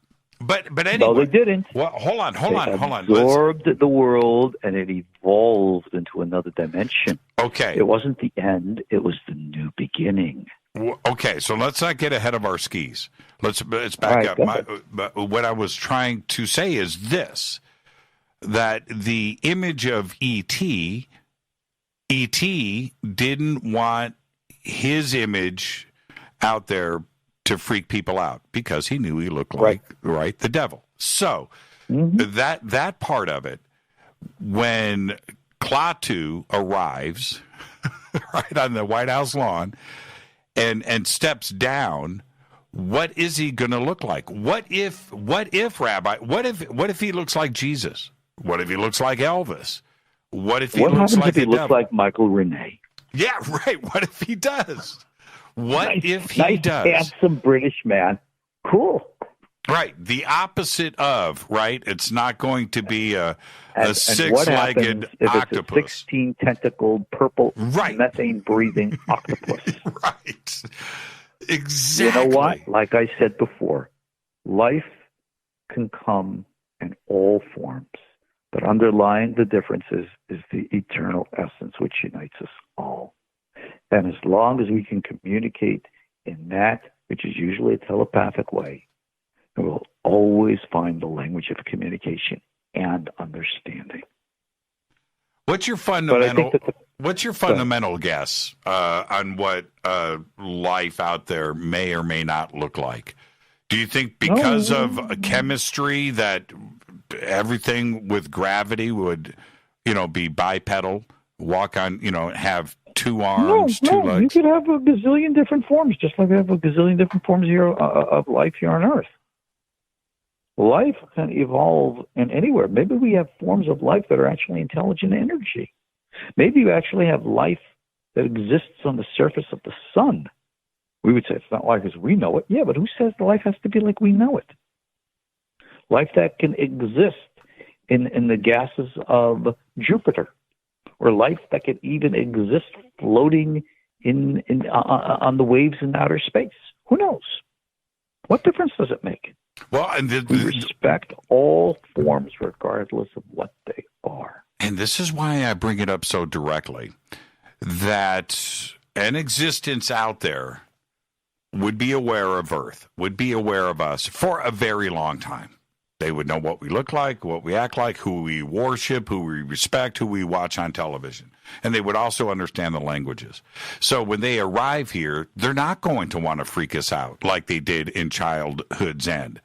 They would want to have a representative that wouldn't shock us, right? So maybe it would be Elvis, whatever, right? Michael Jackson, he steps off. Let's take a step back and forward at the same time. You're looking towards a future event. Maybe that event already occurred. Which is my point. Maybe contact's already been made over and over and over again. And every time we see it in a different way, in a different form. I mean, good gosh, read Ezekiel's vision. My dear friend Eric von Daniken thinks that that's like an actual mechanical spaceship. I told him, Eric, it's not what the original Hebrew says. No, we'll agree to disagree on that. Well, I still know Hebrew a little bit better than Eric. But what's being described there is definitely extraterrestrial. A biblical cherub is not like a little baby with wings. Mm-hmm, mm-hmm. It was like what you see out of Assyria, what you see in the entrance of the Louvre. It was a lion's body with a man's head with eagle's wings. Mm-hmm. I mean, I saw something like that coming out of the sky. That'd be pretty freaky. Remember, the Bible says that the Messiah comes with an army of angels. Well, angels, as they're described in the Bible, right? Read the Hayot, the cherubim, and even the seraphim, right? They ain't human. They don't look like us.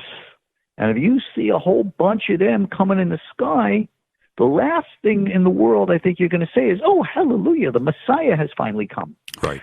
I think instead you're going to be saying, invasion.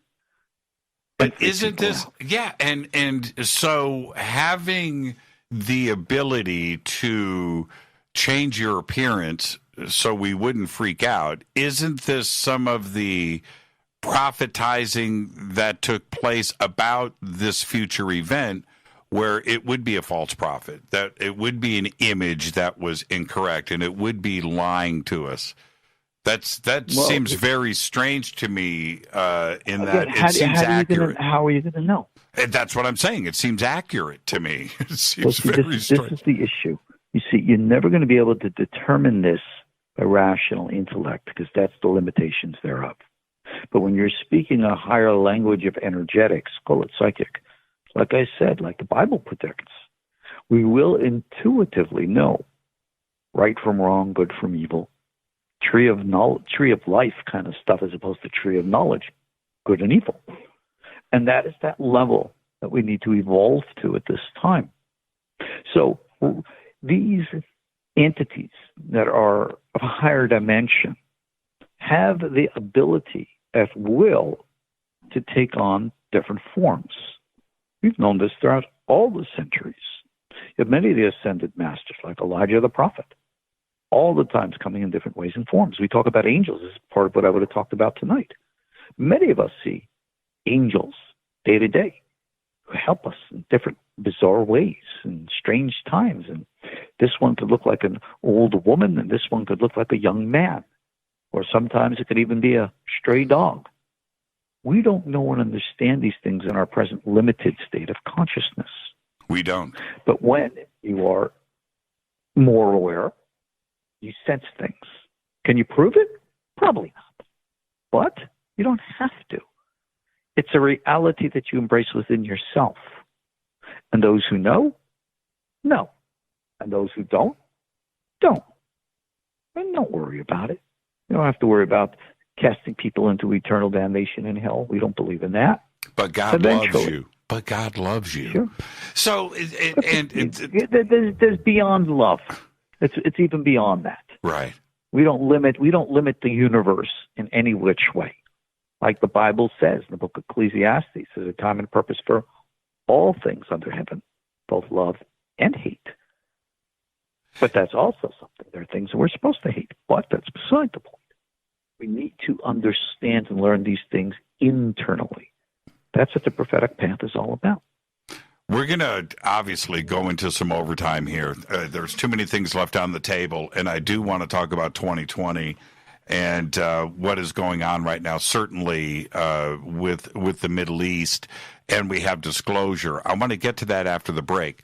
And you just reminded me of something that our good friend, Giorgio Tsoukalos, said on this show, Rabbi, on this show. He said, when E.T. arrives, that spaceship and the steps, and he steps down, we will find out at that point that we were all wrong. Yeah, that's probably more accurate than not. That's true. It's one of the statements that just stopped me in my tracks because he's right. He's not wrong in saying that. We will all look around. Everybody that said that they knew it all is going to be wrong at that point. Let's take our break right here. This is Fade to Black. Our guest tonight is Rabbi Ariel Bar-Tzadok. Great conversation. When we come back, I've got to talk about end of times. Everybody at this time of the year talks about the end of times. Where are we? What's going on? We're going to talk about that in the book of Daniel when we come back after this short break. Stay with us.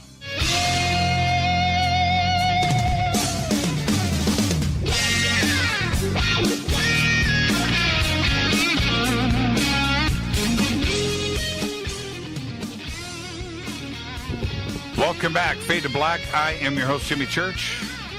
Our guest tonight, Rabbi Ariel Bar-Tzadok. Heading into a little bit of overtime here, and we couldn't just stop when we're in the middle of some pretty heavy stuff. And Rabbi, it seems that every year about this time we get the end of times conversation that surfaces. But I think for the first time in history, we can honestly take a pretty good look around and look at what's going on in the Middle East, the divisiveness that is happening on this planet, and the confusion that everybody is seeing. And when we start discussing this end of time stuff right now, we can base it on fact when we look around. And I think some of us are alarmed. Is this something that should be concerning us? Yes and no. Years ago, I've written and taught about end of time prophecies, biblical, post-biblical, mystical, for years and years. Matter of fact, I have a new book right now. It's in final editing stages on the prophecies of Daniel and the end of days. And I cover a lot of material in it, and it's going to be available hopefully soon on Amazon. But the point that I think we really need to understand is this. Understanding the end of days is more a myth than a reality. There is no end of days. The world is not going to come to an end. Are there going to be fundamental changes? Yes. Are we going to eventually evolve into a higher global state of consciousness? Yes. But a lot of stuff has to happen before that comes about. In most scenarios, there is an apocalypse, which, to make it simple, is the destruction of the old in order to make way for the new. Many people refer to that destruction as being the fall of Western civilization as we understand it today. And people are prophesying that a nuclear war is yet to come. But think about it. Who does that benefit? You really think there's going to be like a small cabal of people who are hiding out in a cave and the whole world gets blown up and then they come out and rebuild? That's a little ridiculous, but, people believe in fantasies. No. If there was going to be a global nuclear war, we're all going to die, that would have happened 10 times already by now. I'm more optimistic in the future. And at the same time, I'm pessimistic based upon where people are at right now.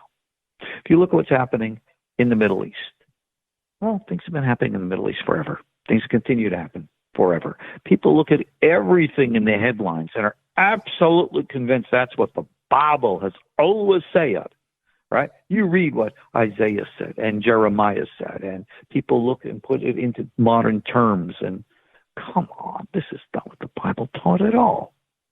I guarantee you absolutely that the Bible, Ezekiel, Jeremiah, Isaiah, had nothing to say or talk about historically within the context of modern times. Everything of that connection is an extrapolation and an interpretation. And people can, again, believe whatever it is that they wish.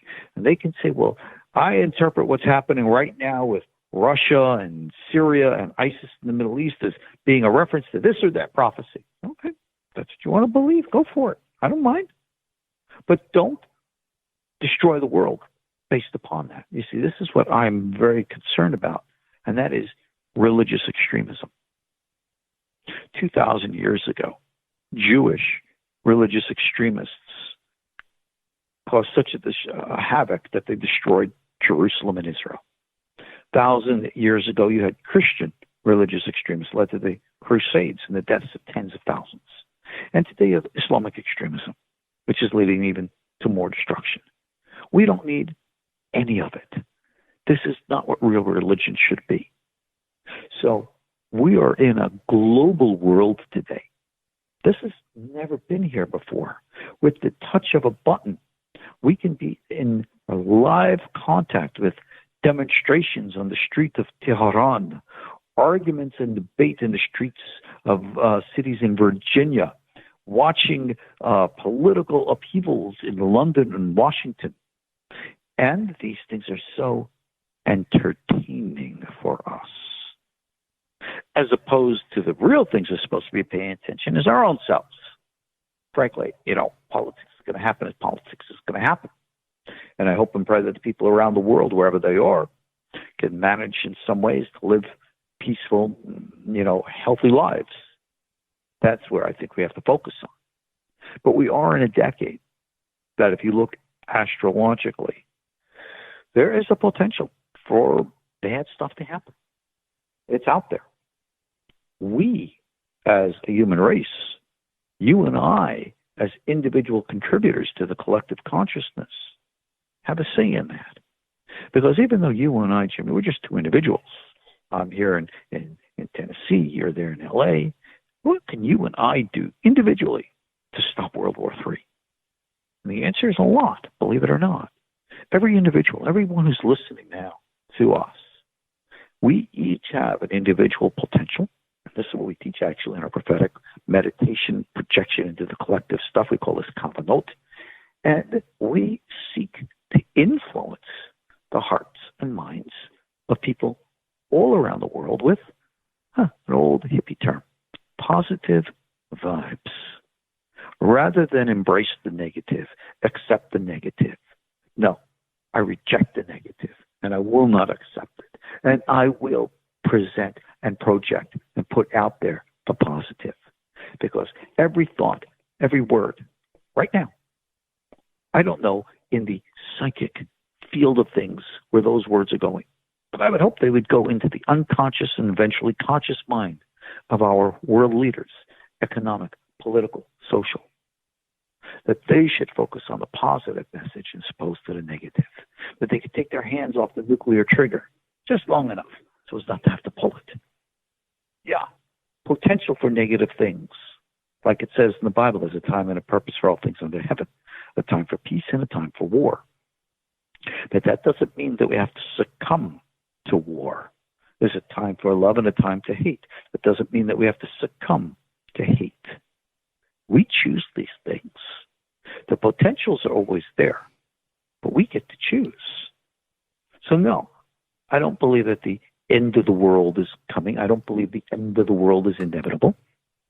I believe we have a power to make a difference. And I would hope and pray that no matter who's listening, no matter how small or insignificant one thinks one is, to recognize that every one of us has access to that collective consciousness, and therefore every one of us can plant the seeds of peace. Why is it so difficult to be good? We all know we should be good, and good is much more fun, but it's hard. The negative side, well, hold on, let me finish. The negative side is easy. Being bad is easy. Getting bad grades in school, that's easy. Getting good grades is hard, right? Not breaking the law, that's hard. Breaking the law, easy, right? It's hard to be good. But everybody realizes, and they want to believe that there could be an end of times. So they understand that there's things that could possibly be real out there. So they dedicate themselves to that. But on the other side, so many want to be bad. It's confusing to me. You see, this is again all matters of choice. Let's look at our individual lives. There are many bad things that we can do, but we don't. We get angry at stupid idiots on a daily basis, and boy, there seems to be no shortage of stupid idiots in the world.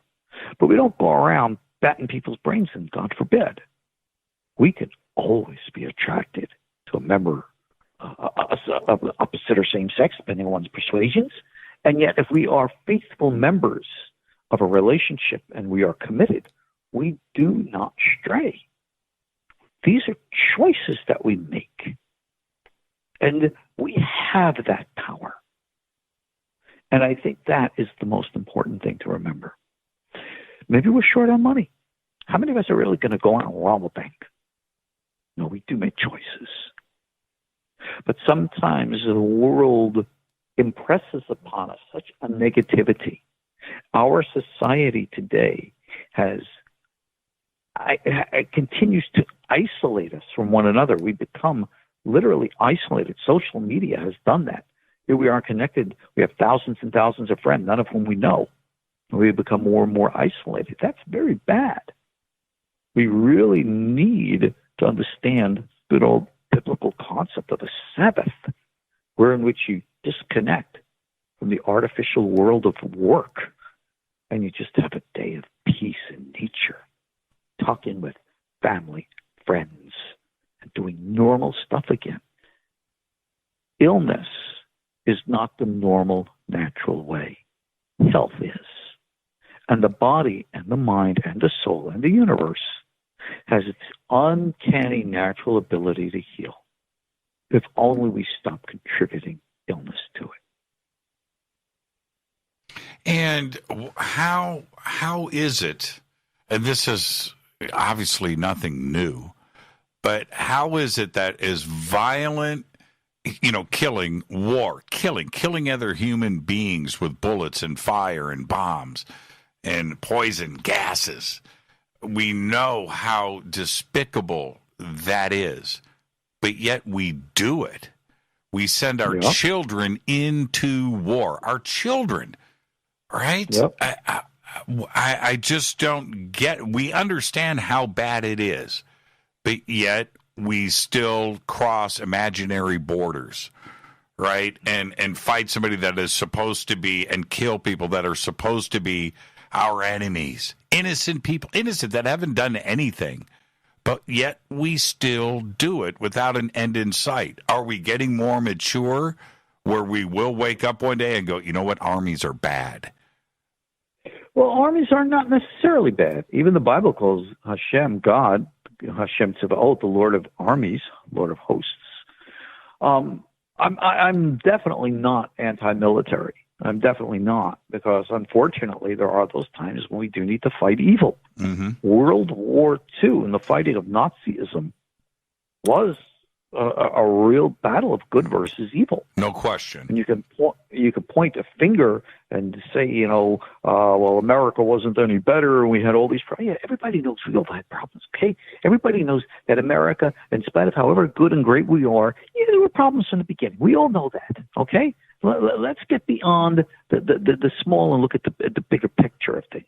What the white Europeans did to the Native Americans was a Holocaust 10 times in proportion from what the Nazis did to the Jews. But that's another thing, okay? But still, Nazism was a despicable evil.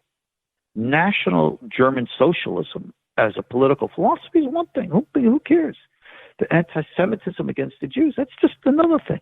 People think of the Holocaust as just this travesty against the Jews. It was far more than that. 20 million men, women, and children died in those camps. Only 6 million of which are Jews. Got to remember, this type of evil, of hurting, harming other human beings, is just despicable. If and when one needs to fight evil, we should never fall away from that cause, because we have to eradicate it. The forms of terrorism that we have, this has to be eradicated. But at the same time, Islam is not the enemy. Religion is not the enemy. The other guy is not necessarily the enemy. We can come to compromise. We can come to talk. I mean, I've actually sat down, even though I'm a rabbi, I've sat down with Nazis. I've chatted with them. I've chatted with a lot of different groups of very different backgrounds. And yet I won't turn my back on them for fear that might take out their gun which would force me to proverbially take out mine. Mm-hmm. I don't want that. I remember listening to, I think it was the TV show, what was it, with Whoopi Goldberg and all the other women. I think, what was it called, The View, I think it is? Mm-hmm. Mm-hmm. And they were discussing firearm, our arms control. And they were discussing how they're all opposed to, the assault rifle. But yet every one of them admitted that they were, a concealed carry permit person. Every one of them has a gun. Why? It's not a matter of principle. It's a matter of practicality. Because unfortunately, we do live in a world where there are bad guys.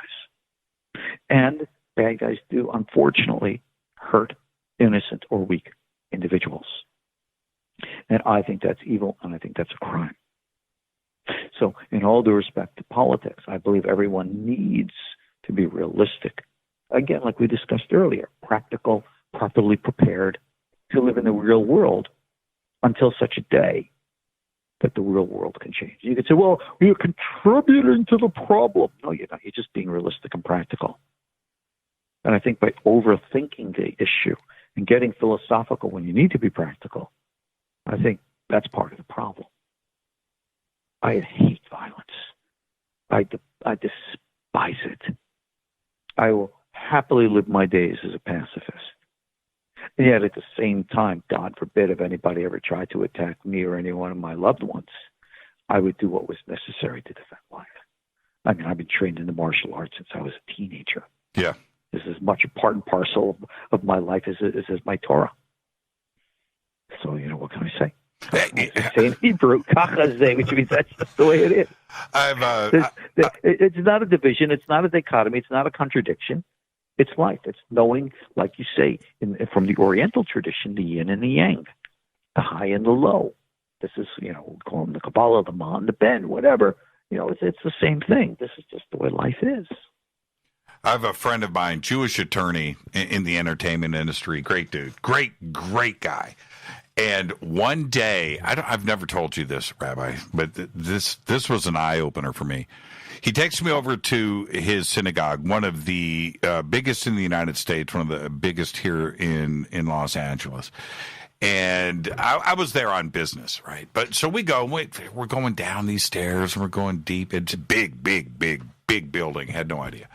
But we go down, and we're walking across this it was like a balcony. And I look down into this room, and on everything that I love, I'm going to guess and say 200 Jewish children at about the age of 5, 6, taking martial arts class, right? Oh, cool. and I'm looking down, and I was like, what's going on here? He goes, hey, man, that's what we do here at the synagogue, right? And I was looking, and I'm talking about disciplined, focused kids. Yep. Scared the crap out of me. It was awesome. Well, it was awesome. No, you know what I'm saying. You don't. Anyone who really understands the spirit of martial arts knows you don't learn martial arts to fight. You learn martial arts for peace. That's right. And I want to jump on a topic which is totally outside of everything, but I want to make a comment. Sure. You saw recently these attacks of anti-Semitism in New York, in which there is opposition and hatred between two communities who are, through history, have always had more in common than almost any other in this land. African American, the Jewish American community. I mean, I never grew up in a world where I ever experienced that racism. My family, we never had that. And when I see that today, it personally pains me. Because you look at a role model, and today of all days we say Martin Luther King. This is a role model for the African American community who understood the meaning of unity, which he embraced as a pastor from the Bible, which has its historical antecedents, of course, in Judaism. United we stand. Look what happens when we choose the opposite path. Look at what goes on. This is crazy, insane stuff. And if we want to talk about disclosure, what the watchers want, what the ETs want, what God wants, all that spiritual, if we don't bring it down to the real world and brass tacks, we're missing the message completely. So no, I don't consider that to be completely out of the pale of what we need to say, but very much part and parcel of it. United we stand. Dear God, please let's get that message out there. One of the things, and this is a great way to, well, we still have 7 minutes, but one of the things that I enjoyed about living on a street in America, anywhere, was the diversity of the street and the weirdness of the street, right? Across the street, you had some guy that never came out of his house, right? And we talked smack about him. Next door, we had a black family, and next door to that, we had some hippies. And down the street, we had the people that went to church every single Sunday, and we made fun of them. And then, whatever, right? But we got together on the 4th of July. We had a block party, right? And everybody, we understood how what the foundations of this country were. It's just about being different. We're not all the same. We're all completely different and weird, and that's what makes us us. Today, suddenly, that's an issue. And it's just like, wait a minute here. That's not how I was raised. I was told that being different was great. And now everybody wants to divide. And I just don't understand that, Rabbi. I don't. This is where we got to act. We want to talk about conspiracy theories. You got to ask, who wants to conquer us? Because those are the ones who are dividing us. You look at the political divide going on right now, right? People either love or hate Mr. Trump. Before that, people either loved or hated Mr. Obama. And before that, they either loved or hated Mr. Bush. And on it went. All right? You know something? I believe you got to show respect to the office of a political individual. You may agree or disagree with them, but you show respect to the office. And maybe the person's good or bad, it's regardless. You show respect to the office. That's my opinion. And I believe you got to show respect to everybody. I don't care if individuals embrace a different sexuality than my own, or a different religion, even a contradictory one. Who cares? What difference does it make? It doesn't. Right? Right. No. You have different strokes for different folks. God created us all. In the beginning, it says Genesis, let us make man, which is actually human beings, all of us, in God's image, in the divine image. It didn't say the white man, black man, red man, blue man, whatever. No, all of us. We're all human. No, we have different cultures and stuff like that. Some people have better music, better clothing than others. What can I say? Last time we spoke, if you remember, I was in Paris. And I have to confess, I think the food in Europe is so much better than your average rank and file food here in the United States. What can I say? They really know cuisine. I mean, my wife Ellie is from France, and she comes here and she cooks. Me, I go to the refrigerator, I take something out. She knows how to cook, and my gosh, it's like going to a gourmet restaurant every time she puts something on the table. Right. Different strokes, different folks. This is just the way it is. And again, we learn from a very wise verse in the book of Psalms, Rov Am Hadrat Melech, which means in the multitude of the people is the glory of the king. You look at classical music. You have all the different musical instruments. Everyone's very different from one another, but they all manage to play together in beautiful harmony. A majestic work of art blends together all the different vibrant colors, and it comes together in a wondrous amazement to see. So is our human society. Every one of us. Thank God, here in Knoxville, I live in a diverse neighborhood, just like you said. And all the neighbors that I've met of all different walks of life, they're the nicest people. We all get along great. And yet, that needs to be expanded. And this is part and parcel of my message, why my Kosher Torah school, I teach very, very deep, teachings of the Kabbalistic traditions.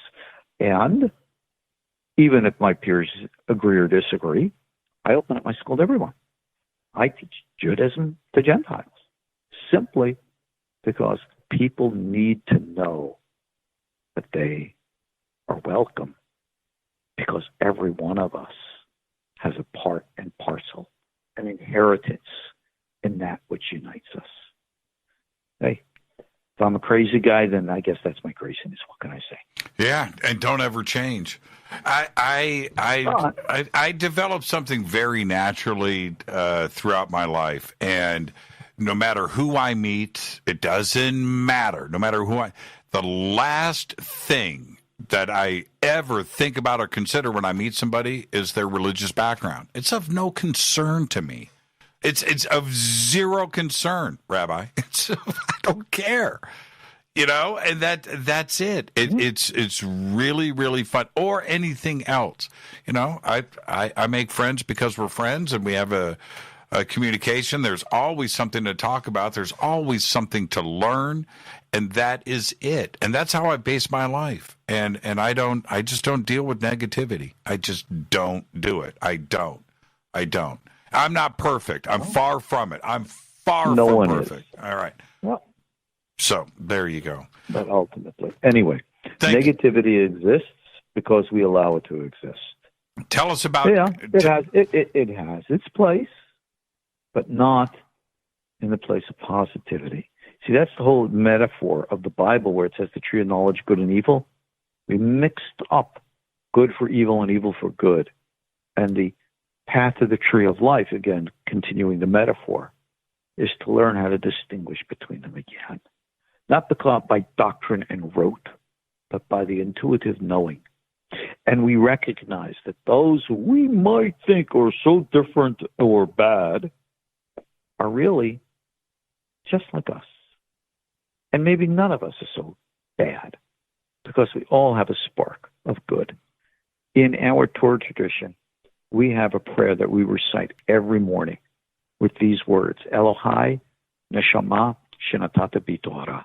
My Lord, the soul you have given me is pure. And that's what we all have to remember, no matter all the highs and lows, all the garbage and the crap that we deal with on a daily basis. We all make mistakes. We all have done stupid things. Deep down inside us, we allow ourselves naturally to heal. The good within will come to the surface. And that's what we just have to allow to happen. Thank you so much, Rabbi. And enjoy and weather the storm. Enjoy the rest of your evening. And let's speak soon. And I want to remind everybody, it's koshertorah.com. The links are over at jimmychurchradio.com. An amazing amount of information, and that's what the Rabbi does over there. He teaches. Thank you so much, Rabbi.